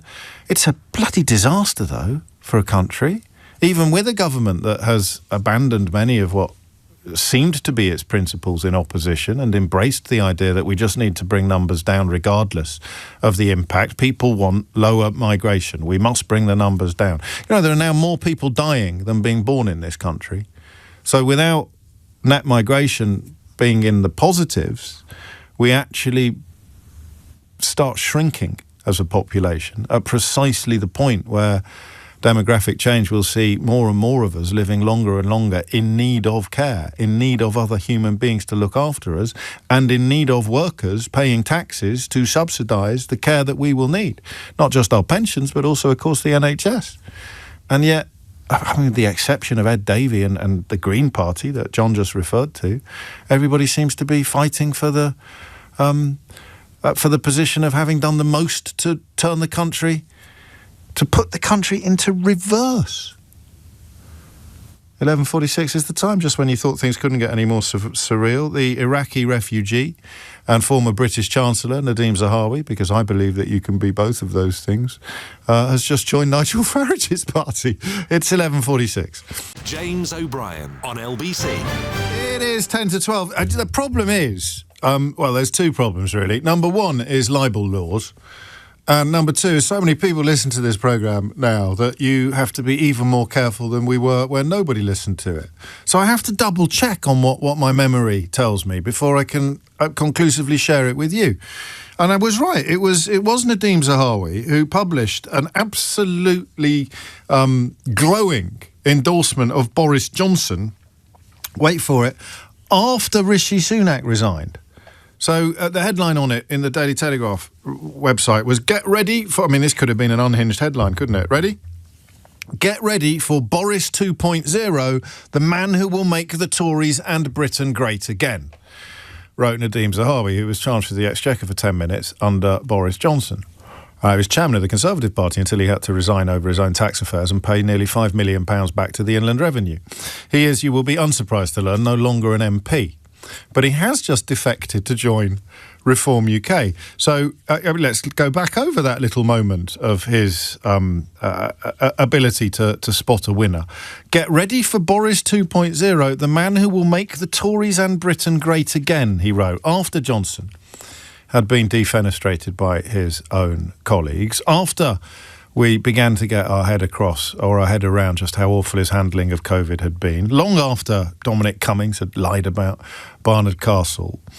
And what was particularly interesting about this intervention from Nadeem Zahawi is that it appeared on the Daily Telegraph website at almost exactly the moment that Boris Johnson withdrew from the post-Sunak leadership contest, having established that he had absolutely no prospect whatsoever of... or the post-Truss leadership contest? One of the leadership contests, that he had no prospect whatsoever of mustering up the support of enough former or past colleagues. So that's the extent of the guy. Today he's saying that Nigel Farage should be the next Prime Minister of this country. 3 years ago he was saying that the disgraced Boris Johnson should get another go at being Prime Minister of this country. But in an economy of shame, I suppose the less shame you have, the more prominent you can become. Back to immigration and the fact that net migration is at an all-time low. Well, not an all-time low, but it has certainly plummeted further than anyone can remember in the space of the last 2 years, and yet a large majority of the population still believes it's going up. 0345 6060 973. Dave's in Hainault. Dave, what would you like to say? Morning, James. I did check the figures, and I did ask the source that I checked whether those figures included the small boat crossings, and they do. But I think that people are not those people that don't want immigration are not interested in the fact that the figures are coming down. They are only interested in the boats that are coming over. That's all they're interested in. So you can tell them till they're blue in the face and they go, well, no, all the boats are coming over. So that's that, and we need immigration. So if if you ask them how many people do you think are coming over in the boats, and this is missing from the polling, they'd say, about 1 million or something like that. Yes, something like that. And they wouldn't have a clue. So, and I think. And what if that stopped? What if that stopped? What if somehow they did manage to get a handle on this, and it went from the low tens of thousands to close to zero? What would it was an interesting? They'd have to buy a stockpile of rubber dinghies, wouldn't they? on a more serious note, Dave, I don't know. I seem to spend my life wondering how you reason people out of positions they haven't been reasoned into. But exactly. That's exactly it. You hit the nail on the head. But where would they go next? Where would they go next? Yeah. They've done. If they fix the small boats, which they're trying to do, they fixed net migration. Oddly, they said they would, and they have. They're getting absolutely no credit for it. Massive majority of the population, regardless of what they think about immigration, think it's going up. Yeah. So imagine that they did somehow fix the small boats. What would Stephen Glover be writing about in the Daily Mail today? Even if small boat migration reaches zero, voters will not forgive Labour. While what would it be? I don't know. Well, potholes? Well, that's another problem, isn't it? The government's come out, as you say, with everything else going on in the world, and the headline this morning is potholes. I mean, what the hell? It's not the headline this morning, but it's also, oddly, one of the things that pops up surprisingly often on the list of things that people really do care about in their own communities. But it's perfectly possible to hold several thoughts in your head at the same time, as Nadeem Zahawi manages to do. Well, who was it? Wasn't there a prominent politician recently who said you should never trust a Tory? Can anyone remember who that was? I can't. It'll come to me in a minute. Thank you, Dave. Matt's in Orpington. Matt, what's going on? Hi, James. How you doing? Very well, Matt. What's on your mind? Something you touched on with somebody 4 callers ago. Yeah. It really resonated with me, and it was if this is true, and if it's a fact, if it's a statistic that net migration is coming down, including small boat arrivals, who's going to be next on the firing line, who's next to blame. Yes. And it sent me cold. I'm a gay man, right. And I'm watching what's happening in the United States of America, and it's very clear to me that there are those in the UK who actually really want that kind of rigid, violent control they're seeing in the USA. Obviously, until it hurts, then I'm thinking like Marjorie Taylor Greene. Yeah. Who now is saying we're not America. We are different. I know that and oddly, Trump's approval ratings here are even lower than they are in the United States of America. I can't, and it's easy for me to say with no skin in the game. Look, I agree with you, James. We aren't the United States of America, and there are fundamental differences between here and there. But the reform, whatever reform will bring, will be just a different kind of America. It will be a UK version, whatever that brings, and I don't want to find out. So it would just be the next stage of othering historically goes after gay people. While I was listening to you, absolutely, I've got a list. Obviously, gay people, disabled women, black British people, Asian British people. Top of my list would probably be Muslims. Yeah, that's already happening, isn't it? And that explains the other story that we were going to talk about this hour, but we haven't had time. Why the Metropolitan Police Commissioner feels compelled to point out the lies that are being told about the city that he polices and the reality of danger and homicide rates. It's kind of scary, actually. Is there any way out of it? I mean, how do you persuade people? I mean, this fear of the pivot anyway, notwithstanding, even if you do persuade people that net migration has plummeted and they believe you, what do they get angry about next is the question you've chosen to answer. But how do you persuade them? If the statistics are being ignored and willfully ignored, how do you persuade people that the thing they profess to really care about is something they don't need to care about as much anymore? Gosh, that's a very big, deep question. It is, Offer them an alternative would be a great start. I am loving watching Zach Polanski at the moment. Yeah. I get that. I worry slightly that he might be offering up simplistic or simple answers to complicated questions, but I'm not going to jump on the bandwagon of abusing him just because he's getting popular and appealing to people. But yeah, it's more a case of what you do to persuade these people that what they wanted. Because I used to do phone-ins. How do you persuade people that they shouldn't be obsessed with immigration? How do you explain to people that they don't need to blame, or they shouldn't blame immigration for the problems in their own life? And what we normally get was, I don't mean you. This is the mantra that I discovered post-Brexit. I don't mean you. I've got a real problem with immigration. And people say, well, I'm an immigrant, Mum, to their mother-in-law. And the mother-in-law says, oh, no, I don't mean you. So I was fascinated by how no one really tries to do that. Zach Polanski and Ed Davey notwithstanding, but nobody realistically and with a chance of winning the last general election does anything, or perhaps the next one does anything to try to persuade people not to care so much about it. So you've accepted that people really, really care about it, and now you can't even persuade them that they should care about it less, because the problem they perceive, I put problem in quotes, is considerably smaller than it was when they decided that they were going to care about it a lot. It's a strange one. It's coming up to 12 noon. I'm not quite sure what we're going to do next. There's part of me that wants to continue with this, or maybe bring London into it, but we've got the whole of 2026 in front of us, and in fact, before the next general election, we've got the whole of 2027 and the whole of 2028 as well, quite possibly. So I might turn your attention back to young people, screens and social media. James O'Brien on LBC. 3 minutes after 12 is the time. Listen, social media ain't going anywhere, is it? So we may well return to that story a little later in the day. But I know it's Monday, not Friday, and this is at the shallower end of the day's news. But there are two stories that sit rather happily together, I think, in conjunction today. There's a BBC panorama on the way in which employees, vets themselves, tell the programme makers that they feel under increasing pressure to make money for the big companies that employ them, and that they are increasingly worried about the costly financial impact on pet owners.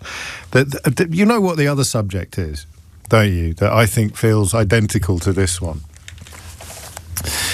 It's funerals. I said this to you last time we talked about vet prices, because it felt very similar, just on one level, to when I had for the first time in my life, and so far, thank goodness, only time in my life, I had to arrange a funeral. And I was taken aback by the costs, which was fine, but obviously, but also by the psychological pressure. I mean, I'm not by nature a haggler. I used to work in retail. Oh, speaking of which, a big hello to a magnificent shop. Talking about how much I love London a moment ago. I'd like nothing more than strolling around the old East, you know, the city, around the Bank of England and St. Paul's and down there. And I've got this obsession with, I've got this obsession with squinting, but you'd think I'd finally taken leave of my senses. I've got a slight obsession with a vista, a view, that if you squint a bit, would not have changed for 200 years. And, you know, like on the Shambles in York or something like that, and various other places as well. But in the city of London, when you get away from the big skyscrapers, from the shards and the walkie-talkies and the cheese graters or whatever they're called, you go down a little alleyway around the back of Lombard Street, and you could be in a Charles Dickens novel. The view and the angles and the shop fronts and the windows could have been exactly the same 150, 200 years ago. And there's quite a few, and you know, you wouldn't know it from looking at me, obviously, these days, but in my days when I was a little bit more presentable, I used to look very smart when I presented Newsnight. I think we can all agree about that. But when I worked in menswear, I used to love clothes and schmutter and cloth. And I went to see a beautiful little shop in the city of London, stumbled across it, called McAngus and Wainwright, and Dan was in there, who can make you a suit.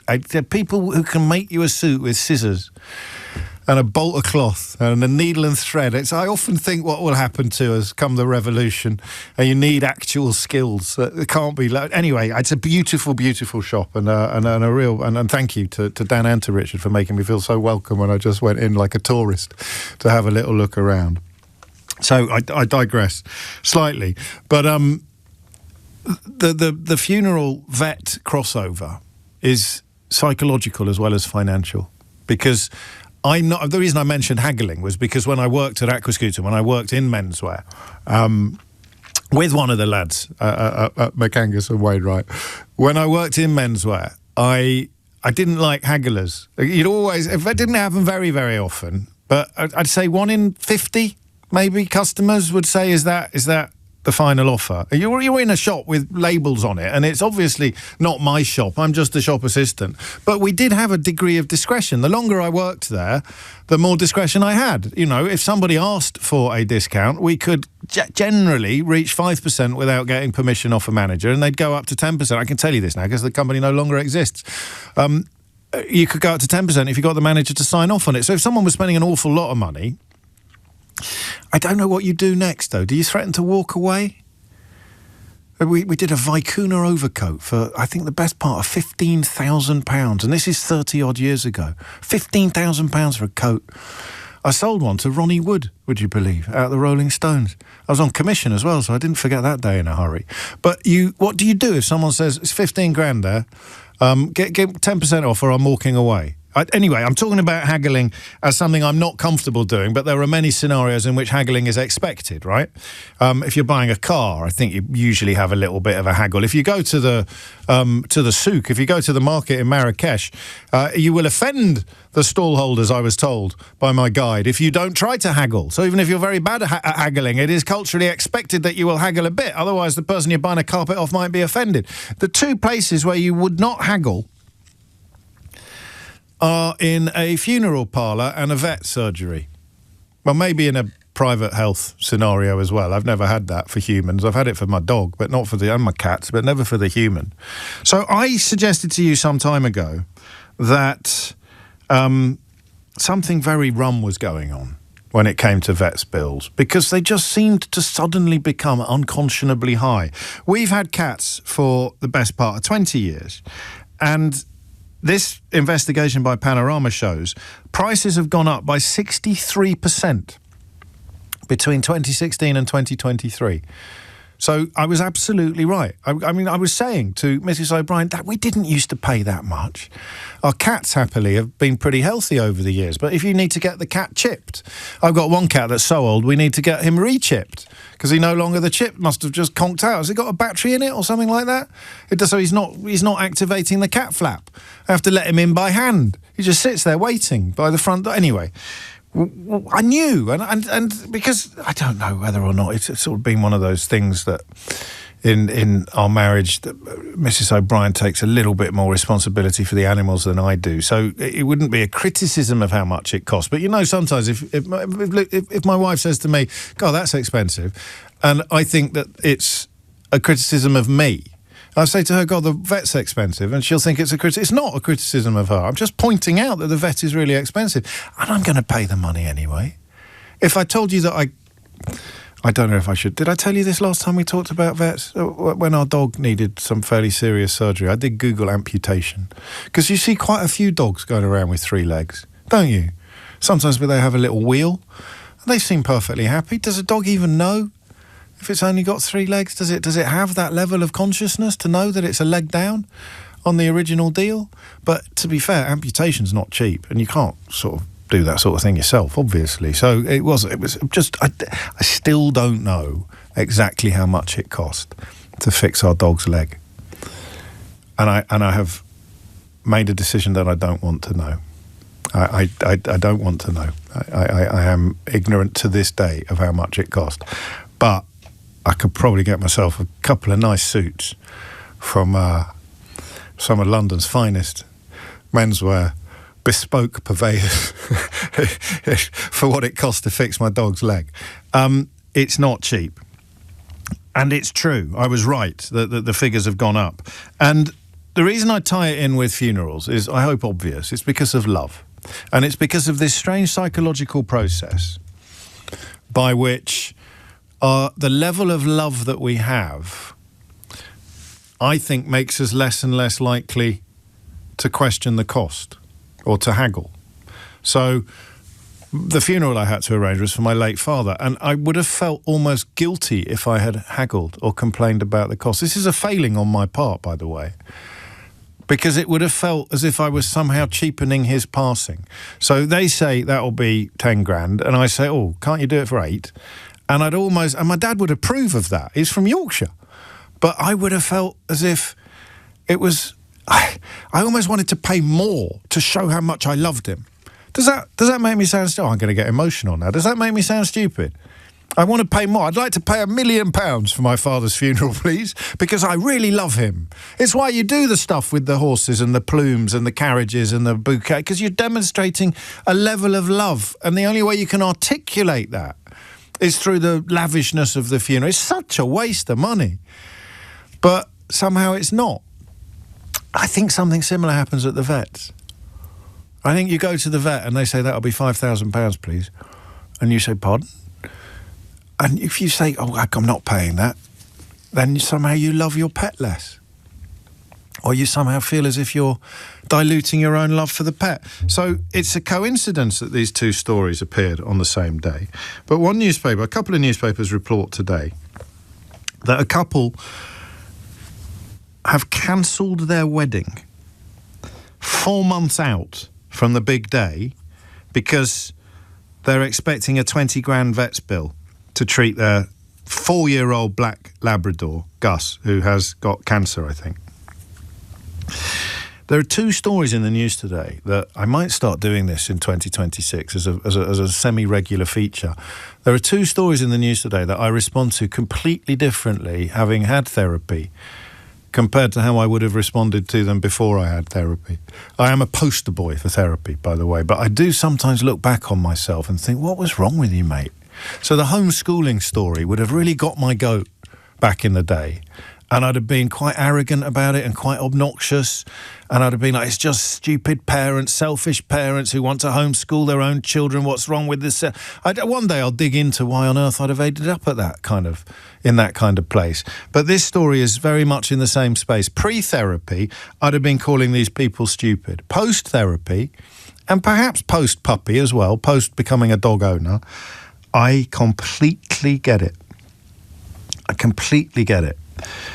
12 grand for the radiotherapy, injections and other treatments coming in at about £1,200 a month.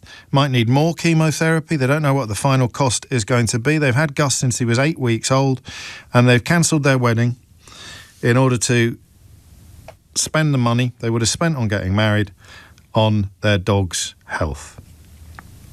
They've already spent £3.5 grand on it. They're trying to get some refunds and some deposits returned on that, but everything else has been put on hold. And I get that.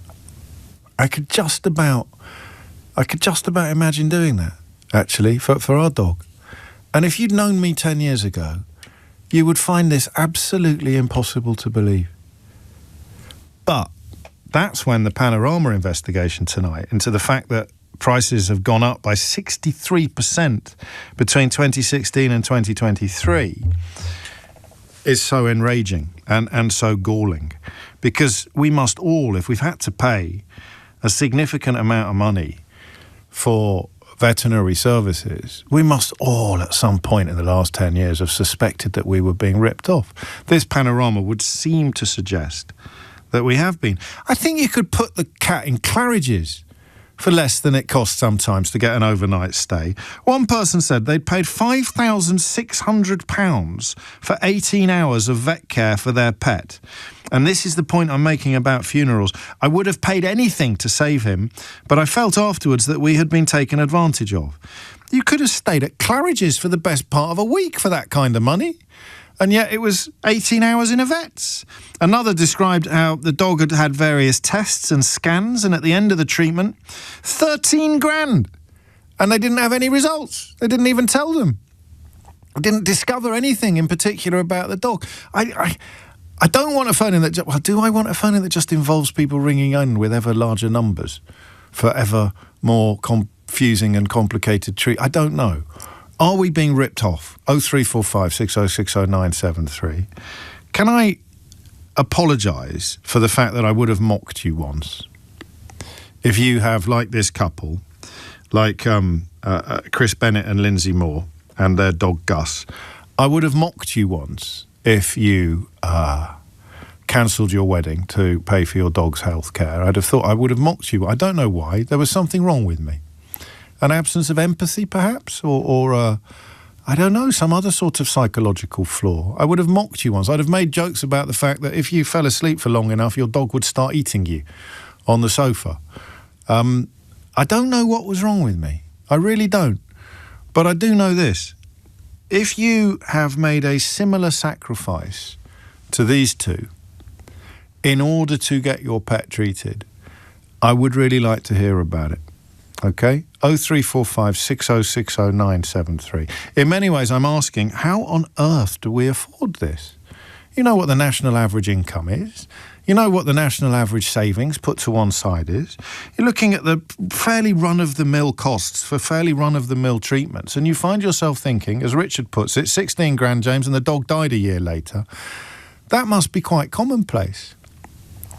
If you can provide some insights from within the industry, remember, no names, no pack drill because of libel laws, but how accurate would it be for me to suggest to you, we can change your name and all of that, for me to suggest to you that vets are now like timeshare salesmen in Tenerife in the 1980s.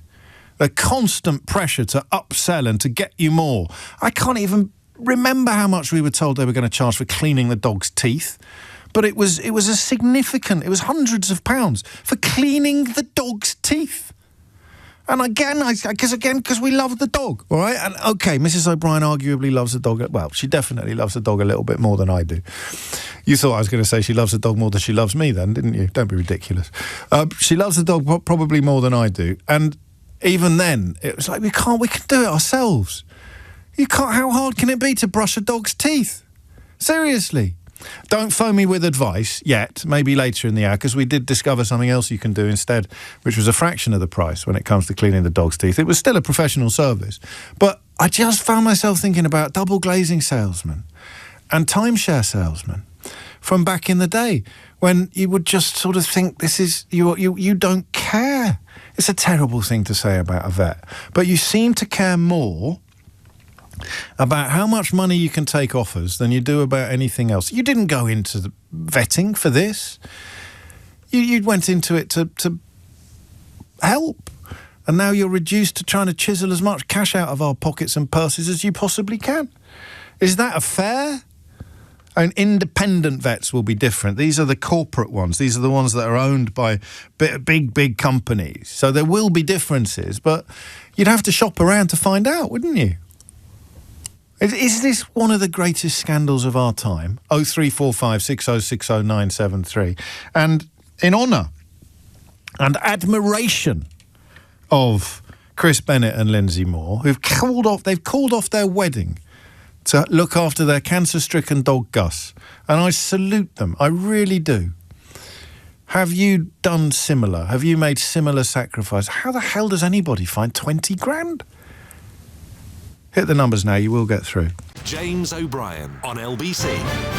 It is 22 minutes after 12, and it's a funny... We'll do the psychology of it another day. I wrote a book about it, actually. My second book, How Not to Be Wrong, was all about all the things I'd been horribly wrong about in my life. And not just wrong, but very publicly and stridently wrong about in my life. In my professional life, on air, being rude about people who really loved their pets, or being obnoxious to people with tattoos, or being vile to people who were obese, and trying to dig in to the psychological reasons behind those positions, and finding quite a lot of material, actually, but not necessarily working out where the original impulse comes from. So I'm glad I'm not like that anymore. But if I would once have been rude about people giving lots of money to the vets, now I'm feeling rather rude towards the vets who are taking it. How reasonable is it? How big a scandal is this? And how close have you come to calling off your wedding in order to pay your vet's bills? James is in March in Cambridgeshire. James, what can you tell us? Hi, James. Basically, I got a little Frenchie. He had an accident. He did a disc in his back, and we spent 3-4 weeks with the vets trying to sort him out, x-rays and so on, which cost us about £1,000. And then they suggested we took him to a specialised vet in Newmarket, and £8,300 later, he was fixed. It's a lot of money. No, it's a lot of money. The insurance company paid it. Right. That's fair enough. We now got a new insurance quote for him for this year, say. It was £2,700, and the cost that we have to add to it, if they have any claim, we got to pay 20% of any claim. So basically, he's not insured now. He's our little boy, and we love him to pieces, but it's just obscene. What happened 30? How old are you? Do you mind me asking? My age? I am 68. 68. Have you always had a dog? Did you have a dog as a boy? No, this is the first dog we've ever had as a couple. So what was it like in the olden days? Like when you were a kid? Pardon me, not that olden, but you know what I mean. Did we just put pets down more? Is that what we did? Because you wouldn't have... I can't imagine my parents would have found that kind of money, even if things hadn't gone up exponentially. Well, the thing is, the dogs I had in the past, they've done their back leg, or they've done their paws, and they've been treated, but it hasn't been anything like that. I mean, I had one with a broken leg, and it was put in plaster, and it was all sorted out. I think that cost me £150. It wasn't a lot of money. This is 30 years ago. But now, I mean, we don't even get up. We get our prescription from the vet, and we order the stuff online because it's double the price. Can I ask a little bit rudely, how easy was it for you to find that £8,000? Well, the insurer did it. Sorry, so you've answered the question because you wouldn't be able to find it, which is why the dog is no longer insured, or as insured as it would have been. 25 after 12. We weren't insured. It was our fault, by the way. But that perhaps is why I feel this story so keenly, because we had to find a serious chunk of change, although quite how serious I do not know and will never know, unless I accidentally stumble across it one day after overcoming a lifelong aversion to doing financial paperwork. It's stunning. And I mean, could you haggle? I don't know. Stuart's in Sevenoaks. Stuart, what made you pick up the phone? Hi, James. Hello, big fan. You're welcome. We have an epileptic dog. Oh, yeah. Who she's quite. That sounds like the first line of a joke, and you know I'm not making light of your dog's condition, but my brain started searching for a punchline then, and that's entirely inappropriate. I apologise. No, that's fine. She was kind of referred to a specialist who's done great work. You know, she's had MRIs and all that kind of stuff. And epilepsy's weird because epilepsy is basically a catch-all for basically we don't know why she has seizures. So the only way they can control it is with quite a detailed kind of drug regimen. She has to have five doses of drugs a day. Good Lord. The reason I was calling you was that we also thank the Lord we took out insurance before she had any symptoms. So when we were dealing with this vet, we said, we've got this insurance. And they said, fine, we'll deal directly with the insurance company. We don't need to present you with any bills. You don't need to do any admin, it's left with us. Only we noticed that when we got the paperwork through, that they were charging us for 1 month's one of these doses, 1 month's worth. They were charging £830. And we thought, that's a lot of money. It certainly is. Yeah. So we kind of raised it, and the vet said to us, well, I can just issue you a prescription and you can source it yourself if you want. Oh, that's so nice. We said, yeah. So that was helpful. And they're a great vets, by the way. Yeah. So we said, okay, let's try that. So we got a prescription. We checked out how you do it. We went to our local pharmacist, handed over the prescription. They prepared the drugs. What, a human pharmacist? Human pharmacist, yeah. Your local high street pharmacist. There was a bit of a kerfuffle because they'd not issued anything. They'd not issued these drugs for a dog before, but they worked out how to do it. Was it booze? Was it booze? I was told not to say. Yeah, but that's Eleanor. I'm in charge. Was it? Well, I say I'm in charge until the next commercial, until the news bulletin. I think it's. I mean, they weren't breaking any rules, were they? No, they weren't. And you paid a private prescription. You paid for it. Yes, yeah, that's fine. So it was boots. I love that. It was boots. How many? We paid £30 for the prescription. Yeah. And here's the kicker: where we were paying £830 for the drugs, Boots presented us with a bill of £42 for the same dose. For the same dose. So the vets had been putting a markup of. Don't laugh at me, all right? So it'd be £80 would be twice, and then times 10. Loads, Stuart. Absolutely loads. An absolute lot. But the other thing I wanted to point out is that we then thought, well, we better do the right thing, and we phoned the insurance company and said, is this right?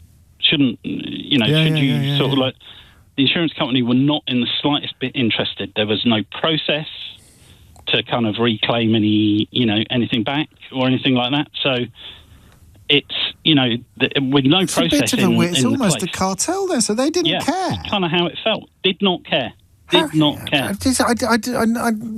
often find myself marvelling at things that pop up on the programme. And I remember marvelling at bits of this issue last time we spoke about it. I can't get my head around it for love or money. It makes no sense, does it? Because no. How can anyone in good conscience put... I think that's about 1,000% what you've just said. Right. Doing my very, very, very, very, very low-level mathematics skills. Yeah, better than mine. I mean, it's 20 times more, so it'd be more than 1,000. Anyway, someone will know.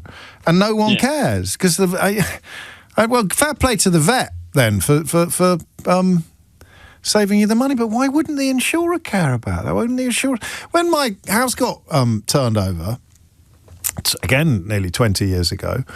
the insurer provided replacements for what had been nicked. So somehow they managed to find a laptop that was 5 years out of date to replace the laptop that had been nicked. Do you see what I mean? This is what insurers do. They go to great pains to say, I thought I was going to be laughing. I thought I was going to get a brand new laptop. State of the art, bells and whistles. But instead all I got was a like-for-like exchange. It was new. It was still boxed, but it was the same era, the same model as the one that I'd lost, oddly. I don't know where they get that from, but a bit like Richer Sound selling last year's models at a smaller... Anyway, I digress. I thought insurers were dedicated to trying to save themselves as much cash as possible. What a strange old business. We haven't had a wedding yet. It was 2,000%. That's what I said, didn't I? Did I say 1,000%? Yeah, I said that's at least 1,000%. It was, in fact, 2,000%. Here's Amelia Cox with your headlines. James O'Brien on LBC. I've got a missing word round for you I forgot about, but that's quite nice to do it in the final hour of the programme. Drivers... I did have an unhinged headline as well, actually, but I think I might have lost it. Drivers hit out at Labour's socialist blank, or blanks, plural. Drivers hit out at Labour's socialist blanks. What do you think that is? What could possibly be socialist that would wind up drivers more than anybody else? Drivers hit out at Labour's socialist blanks. And staying with matters political, I'm delighted to be joined live by Nigel Farage to discuss the news today that Nadhim Zahawi, who was touting for Boris Johnson to have a second go at being Prime Minister at roughly the time that Boris Johnson withdrew from the race to have another go at being Prime Minister. Nigel joins us to discuss Mr Zahawi's defection to Reform UK. My message to you is clear, plain and simple. Never trust a Tory. Did you get that? I'll repeat it. Never trust a Tory. They will always let you down. They will always betray you. Well, thank you, Nigel. Well, I've got you. Any comment yet on these increasingly disgusting allegations about the racist and anti-Semitic abuse that you directed at younger boys when you were at public school in South London? Bernard Manning. Pardon? Bernard Manning. Oh, 25 to 1 is the time. I don't know whether we'll be doing that again anytime soon, but it was very illuminating. Back to vets, costs. I'd like to find somebody who stands comparison with the couple who've cancelled their wedding to pay for their dog's cancer treatment. Well, I mean, it's going to take some beating, though. What could you do that would be bigger than that? You can't cancel a funeral, can you, to pay for your dog's cancer treatment? You could cancel a holiday, but a wedding is bigger than a holiday. Got one couple saving up for a kitchen. I don't think that counts, does it? 0345 60 60973 is the number you need. How do we know whether we're being ripped off or not? Is the key question. Angela's in Woking. Angela, what made you pick up the phone? Oh, hi, James. Hello. Our lovely dog had knee surgery last week, and 18 months prior to that, he had knee surgery on his other knee. Oh, yes. So first time round, because I took a break in my pet insurance, he wasn't covered. That's what we did by accident. We didn't even realise we'd done it, but it turns out we hadn't, and we got absolutely spanked. Yes, and I think half of it's the vets, obviously, you've got to pay up front, but the insurance companies are just not. I don't know if we're going to get paid out on this claim, so we're waiting to hear. But that's where I feel let down. To be a pre-existing condition is what they'll say, is it? Maybe? Yeah, something like that. Possibly. Hopefully not, but... Go on, how much? Sorry? How much? £4,000 we pay that. And, I mean, I hate to break it to you, but he's got 2 more legs. I know. Please don't say that. Please don't say that. No, sorry. Even after, we've got to invest in physio on him, and that's got to come out of our pocket. That we may be able to claim back on that. But as you say, you're over a barrel because you would do anything for them, and it's What did we used to do? You're too young to remember, and so am I. But did we just have them put down more? I don't mean that. I'm not being brutal or anything, because I completely get it. I think so, because my mum's Irish, like your descendants, and in Ireland they would just have the dog outside, or they'd try and treat it themselves. But I think we did, or they probably didn't live to. Or it wouldn't even be an option. So the vet said there's nothing we can do. It's either the leg's either coming off or. Yes, you just have to hobble around for that. Oh, Lordy. And you just you'd find the money whether you had it or not, wouldn't you? Well, we did. My mother-in-law helped us with this because it came at such a expensive time of the year anyway, with Christmas Exactly that. And we'll never know. I mean, I don't know. How do we know what I don't want to spoil your new year, but guess how much it would cost to spend 4 nights at Claridge's next week? Oh, don't. Oh, gosh. About £2,000? £2,970. Oh, so you'd very still have change left over for a couple of shows, Angela. You'd still be able to. It's an extraordinary sum of money, and I just don't understand why. I mean, you know, you've got equipment and you've got wages and you've got rent. That's it. Okay, the equipment's probably really expensive, but I just cannot for the life of me understand why it is. I mean, presumably because insurers normally pick up the bill, but then the shareholders of the insurance companies would be up in arms. Oh, it's a mystery. Angela, thank you. Paul's in Herne Bay. Paul, what can you tell us?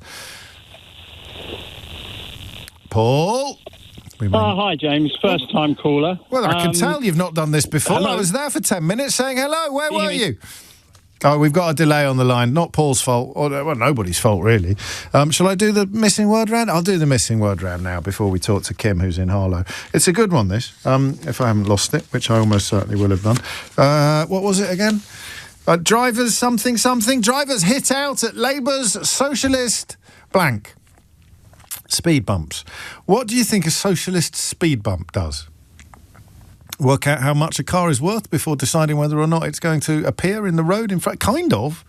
It's Lewisham Council in South London stand accused of having speed bumps, and you know I'm not a petrol head, I don't really understand how this would work, that only scrape the bottoms of expensive cars. Well, I've got a very inexpensive car. I've got my father-in-law's old car. I can't even remember what make it is. A Vauxhall, I think. We got rid of the Volvo because it was diesel. We bought a diesel because they told us it was anyway. And that scrapes scraping everything. It's a miracle it's still on the car, to be honest with you. So that's quite low at the front. But anyway, apparently, if you've got an what about those massive 4x4s?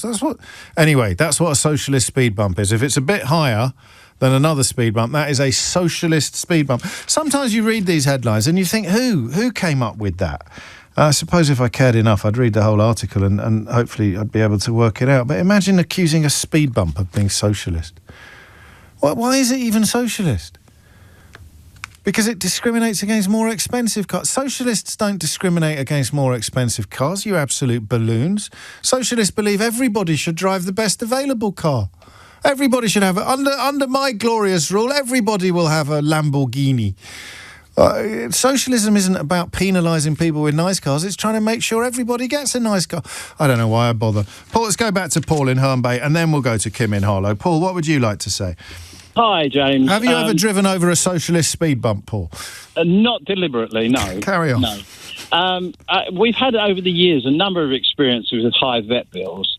And all of them I've always kind of been able to justify in some way in the back of my mind. Yes. But recently we had an experience that really took the biscuit. Or should I say actually took the Christmas cake. Because our dog managed to digest a small amount of Christmas cake on the Friday after Christmas. And my wife immediately pointed out that raisins are absolutely fatal with certain dogs. Yes, of course. And that we ought to get to contact the vet. Well, I looked it up on the internet, and every site on the internet was doom and gloom. Oh, yes, your dog is going to last 20 minutes if you don't get to the vet. Yeah. So it was 8 o'clock in the evening, so I looked up the local... Was it on Christmas Day? Vet. No. Oh, this was on the Friday. It was not a bank holiday. No. So it was 8 o'clock in the evening. So I drove the vet, which was a 10-minute journey away. I left at 8 p.m., got to the vet's at 8. The vet took some notes on the dog, which took less than 5 minutes. Was the vet open, or did they meet you there? No. The vet was open. It's an overnight vet, specifically for night calls. Oh yeah, okay. Anyway, there were 5 minutes with the vet. She said, "What I'm going to do is I'm going to give the dog an injection. The dog will vomit, and the raisins will come up." So I said, "Okay." So she sat us in a room, went away, got the necessary drug, injected it into the neck of the dog. Then left the room. I sat in the room with the dog by myself, guiding the dog's vomit into a plastic bowl. Yeah. The vet then came back 20 minutes later and said, "Oh, that's okay. That looks like the raisin. You can go now. Here's your bill, £535. I was home within the hour. Now, the drugs I looked up that she was given came to £36. So basically, we were charged £499 for less than 10 minutes of a vet's actual time. And if you do it on an hourly basis, that's probably as much as Elton John earns for a concert. I don't know. But it was so absurd that this was the only time I just can't justify it under any kind of set of rules. I just can't work out how you could charge that money. But we do, don't we? We kind of, I mean, so it is, I mean, what's going to happen? Are they suddenly going to be properly regulated and the prices would start plummeting? Or is it going to stay like this indefinitely? If the pressure comes from anywhere, you'd imagine it would come from the insurance companies, because most people aren't going to be on the hook for it themselves like you were. But that... Well, did you ask the vet about it? Did you? Because that's the thing I'm worried about now, is taking the pet to the vet and the vet having the hump with me. Well, they just, I mean, whenever you in my experience, whenever you query bills, they just say, well, that's the policy. Yeah. You know, you didn't have to come here. And my worry is always, what happens to the people that don't have £500? Well, what happens to the people who don't have £20,000? Well, exactly. What happens to their dog? Does it just get put to sleep? I mean, you know, what I don't know. I think that must be what we used to do, mustn't it? Yes, I would guess must be that we just put animals to sleep a lot more. Well, yes. And frankly, I have to say, if I hadn't been able to look it up on the internet and had the bejesus frightened out of me, I probably would have not known that raisins were that deadly, and the dog may or may not have survived anyway. I don't know. Yeah, I was thinking about that the other day. What did I do the other day? I'll tell you what I did, Paul. I fixed the washing machine door. All right, as we do. I mean, it was quite a tricky job, actually, and I'd got it all off YouTube. So in the days, I mean, how different... I mean, it's not necessarily radio phone-in territory, unless I get promoted to North Norfolk Digital, but the things that you can't quite believe you can now do yourself. So you never would have known that raisins were bad for a dog, would you, unless someone had told you? But you looked it up. And I fixed the washing machine door. The thing of all was when coming back to people that can't afford to pay, a lot of the websites were saying, don't try and get your dog to vomit yourself. Because apparently people have tried to pour all sorts of noxious chemicals down their dog's throat to try and make them vomit. Oh, you can't be doing that. Because they can't afford the vet. So that's the first thing they do. Apparently they mix hydrogen peroxide with water and then get the dog to digest it. Yeah. Do you brush your dog's teeth? I do as often as she will let me, which is pretty much every other day. Really? God, you're a wonderful pet owner, because they tried to charge us hundreds of pounds for that. 12:46 is the time. I'm being sent a variety of tweets that Nadeem Zahawi apparently posted about Nigel Farage, but I'm struggling to establish whether or not they're completely real. Also, Andy, I may well have been intending to read out your unhinged headline off Blue Sky yesterday, but I've lost it and I can't remember it, so send it again. And if it is a contest, because I definitely had one in the back of my mind for an unhinged headline, but there's nothing there now. There's nothing in the back of my mind, or for that matter, the front of my mind, and there's precious little in the middle. James O'Brien on LBC. It is 12:49. Here's a magnificent... I've got a little bit of popular culture for you now. You must go and see Hamlet. By the way, this new film with Paul Mescal and Jessie Buckley in it, based on Maggie O'Farrell's novel, it's just utterly beautiful, about the death of William Shakespeare and Anne Hathaway's little boy, who was called Hamlet, which was interchangeable for Hamlet back in the day. I mean, there's some leaps in there plot-wise in terms of what's historically available and what isn't, but who cares? They also say okay a lot. I'm surprised no reviewers have picked up on that. Did we say okay? I thought okay was a kind of Second World War type thing, or at least an Americanism. It seems unlikely to me that Shakespeare said okay a lot, because I'm fairly confident it doesn't appear in any of his plays. Okay, Hamlet? Okay, King Lear, let's go. Okay, I'm sure maybe I dreamt it, but I think they say okay quite a lot. Anyway, I digress. It's a film of unutterable beauty. It really is a stone cold classic. So do go and see that. And I've just been reminded of that because I don't know if you follow these sorts of accounts, but I'm fascinated by old TV. Did you know that they made a pilot of Alexander the Great? They were going to turn Alexander the Great into a recurring series, into a TV series in 1963. William Shatner as Alexander. It gets better. Adam West, who played Batman in the really camp version of Batman, as Cleander. John Cassavetes was in it, Joseph Cotton, Simon Oakland, and it's just gone up on YouTube. So if you like that sort of thing, Lucky you. 12:51 is the time. We, meanwhile, are talking... I've had more calls on this than the stuff about invading Iran, possible World War III. What did we do in the last... the really fascinating story, the one I'm going to come back to again and again and again, is that how can the real numbers for immigration be the polar opposite of what the people who care most about immigration profess to care about? But I got more calls on the vets.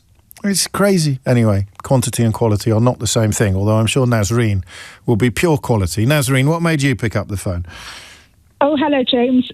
First-time caller, huge fan. Thank you. As a veterinary surgeon, I just want to say that the vast majority of my colleagues are not doing what we do in order to make money. If that was the case, we wouldn't be vets. There are other professions that make far more money. I completely believe you. In fact, the panorama tonight actually contains vets essentially complaining about the pressure they're under from their employers, as opposed to accusing you all of being chiselers and grifters. Yeah, but there is pressure from the corporates. There's no doubt about that. But we all have, as individuals, we have the choice to do what we do and to be able to justify the costs that are involved. I think having a pet is a luxury, and I think people are not aware of the costs involved in medical treatment, mainly because in this country we have the NHS, so private healthcare is not something people are familiar with, so they're not aware of the costs. Yeah, maybe. A lot of the people that have phoned in with specific examples, and I'm happy to address most of them. I mean, if you look at the cost of drugs, for example, the veterinary practice stocks the drugs, gives you advice on use of the drugs, helps you with any side effects your pet might experience with the drugs. We can't compete with a warehouse stocking drugs and dispensing drugs, or a big pharmaceutical a pharmacy like Boots, for example. No, but the research shows that the prices have gone up 63% between 2016 and 2023. Not many things have gone up by that much. So there's several moving parts to this story, but I completely accept, and I'm more than happy to reiterate, that the massive majority of people who go, well, everyone who becomes a vet does so for rather splendid reasons, not for riches, not for fame and fortune. But the industry seems to be in a bit of a pickle, Nazreen, in some ways. Oh, absolutely. The profession, and the profession does need to be looked at very carefully and closely. I've been a vet for over 30 years, and I've seen many changes in the profession, and not all of them for the better. But ultimately, nowadays, the things that can be done, the treatments that can be offered, the procedures that can be offered for pets, it's completely different to what this it is was this is a really good. ago. This is why my question wasn't quite as stupid as it sounded about what we used to do back in the day. Is that there wouldn't be any options if you turned up at the vet with a pet in various conditions. There wouldn't have been any options. It was either suffer in pain or a humane. Put to sleep. Whereas now, there's so many different things you can do, all of which are quite expensive. Well, yes, because there's a huge investment in training people, in the cost of equipment, in the time taken. I mean, you mentioned a dental procedure, for example. Yeah. It's not just a matter of cleaning a dog's teeth. It's assessing them for anesthetic, making sure that they're monitored. It's not somebody cleaning their teeth, somebody monitoring the general anesthetic and making sure that your pet is okay under general anesthetic. Yeah, but no one did this 20 years ago, 30 years ago. No one paid a fortune to have their dog's teeth cleaned 30 years ago, and that's not a sort of modern medical. And also, you'd have a crack at it yourself unless you've got a very big dog and you're worried about losing a finger. And there were a huge number of pets that were living in pain and discomfort on a daily basis. Right. I just remembered my friend's Labrador. It had breath like the bottom of a bird cage, and that probably. Well, exactly. Yeah. They didn't have a choice. You have many more choices. You're a wonderful advocate for your profession. You really are. I mean that most sincerely, and you're right to remind us that the massive majority of vets are probably just as dismayed by some of the things that we've been talking about as the rest of us are, and also, of course, that some of these costs are inevitable and perfectly sensible, but some of them are not. Some of them are neither. Well, yes, I think that is true. But I think at the end of the day that every client has a choice. Nobody that comes into the veterinary practice is forced to do anything. And, it is ultimately the choice of the client. No, you are. You're technically correct. But I think that most people would probably feel that they had no choice but to find the money because they love their pet so much. But that's moot. That's a slightly different conversation. While I have you, Nazreen, have you ever driven over a socialist speed bump? I'm not sure what a socialist speed bump is. Somebody hasn't been paying attention. Absolutely outrageous. Thank you, Nazreen. Kim's in Harlow. Last word on this. We haven't found anyone who cancelled a wedding. Kim, what a failure I am as a radio presenter. Yeah, sorry. James, I spoke to you last time you covered this subject. It was quite a while ago. Don't make me sound boring. Yeah, yeah, it was. No, just a bit of a different perspective. About 3.5 years ago, my dog had surgery for removing cancerous tumours, skin cancers. The bill then for the procedure and all the biopsies and what have you was £2,300. Tomorrow, my lad is going in for more surgery because he has another cancerous tumour. Oh, I'm sorry.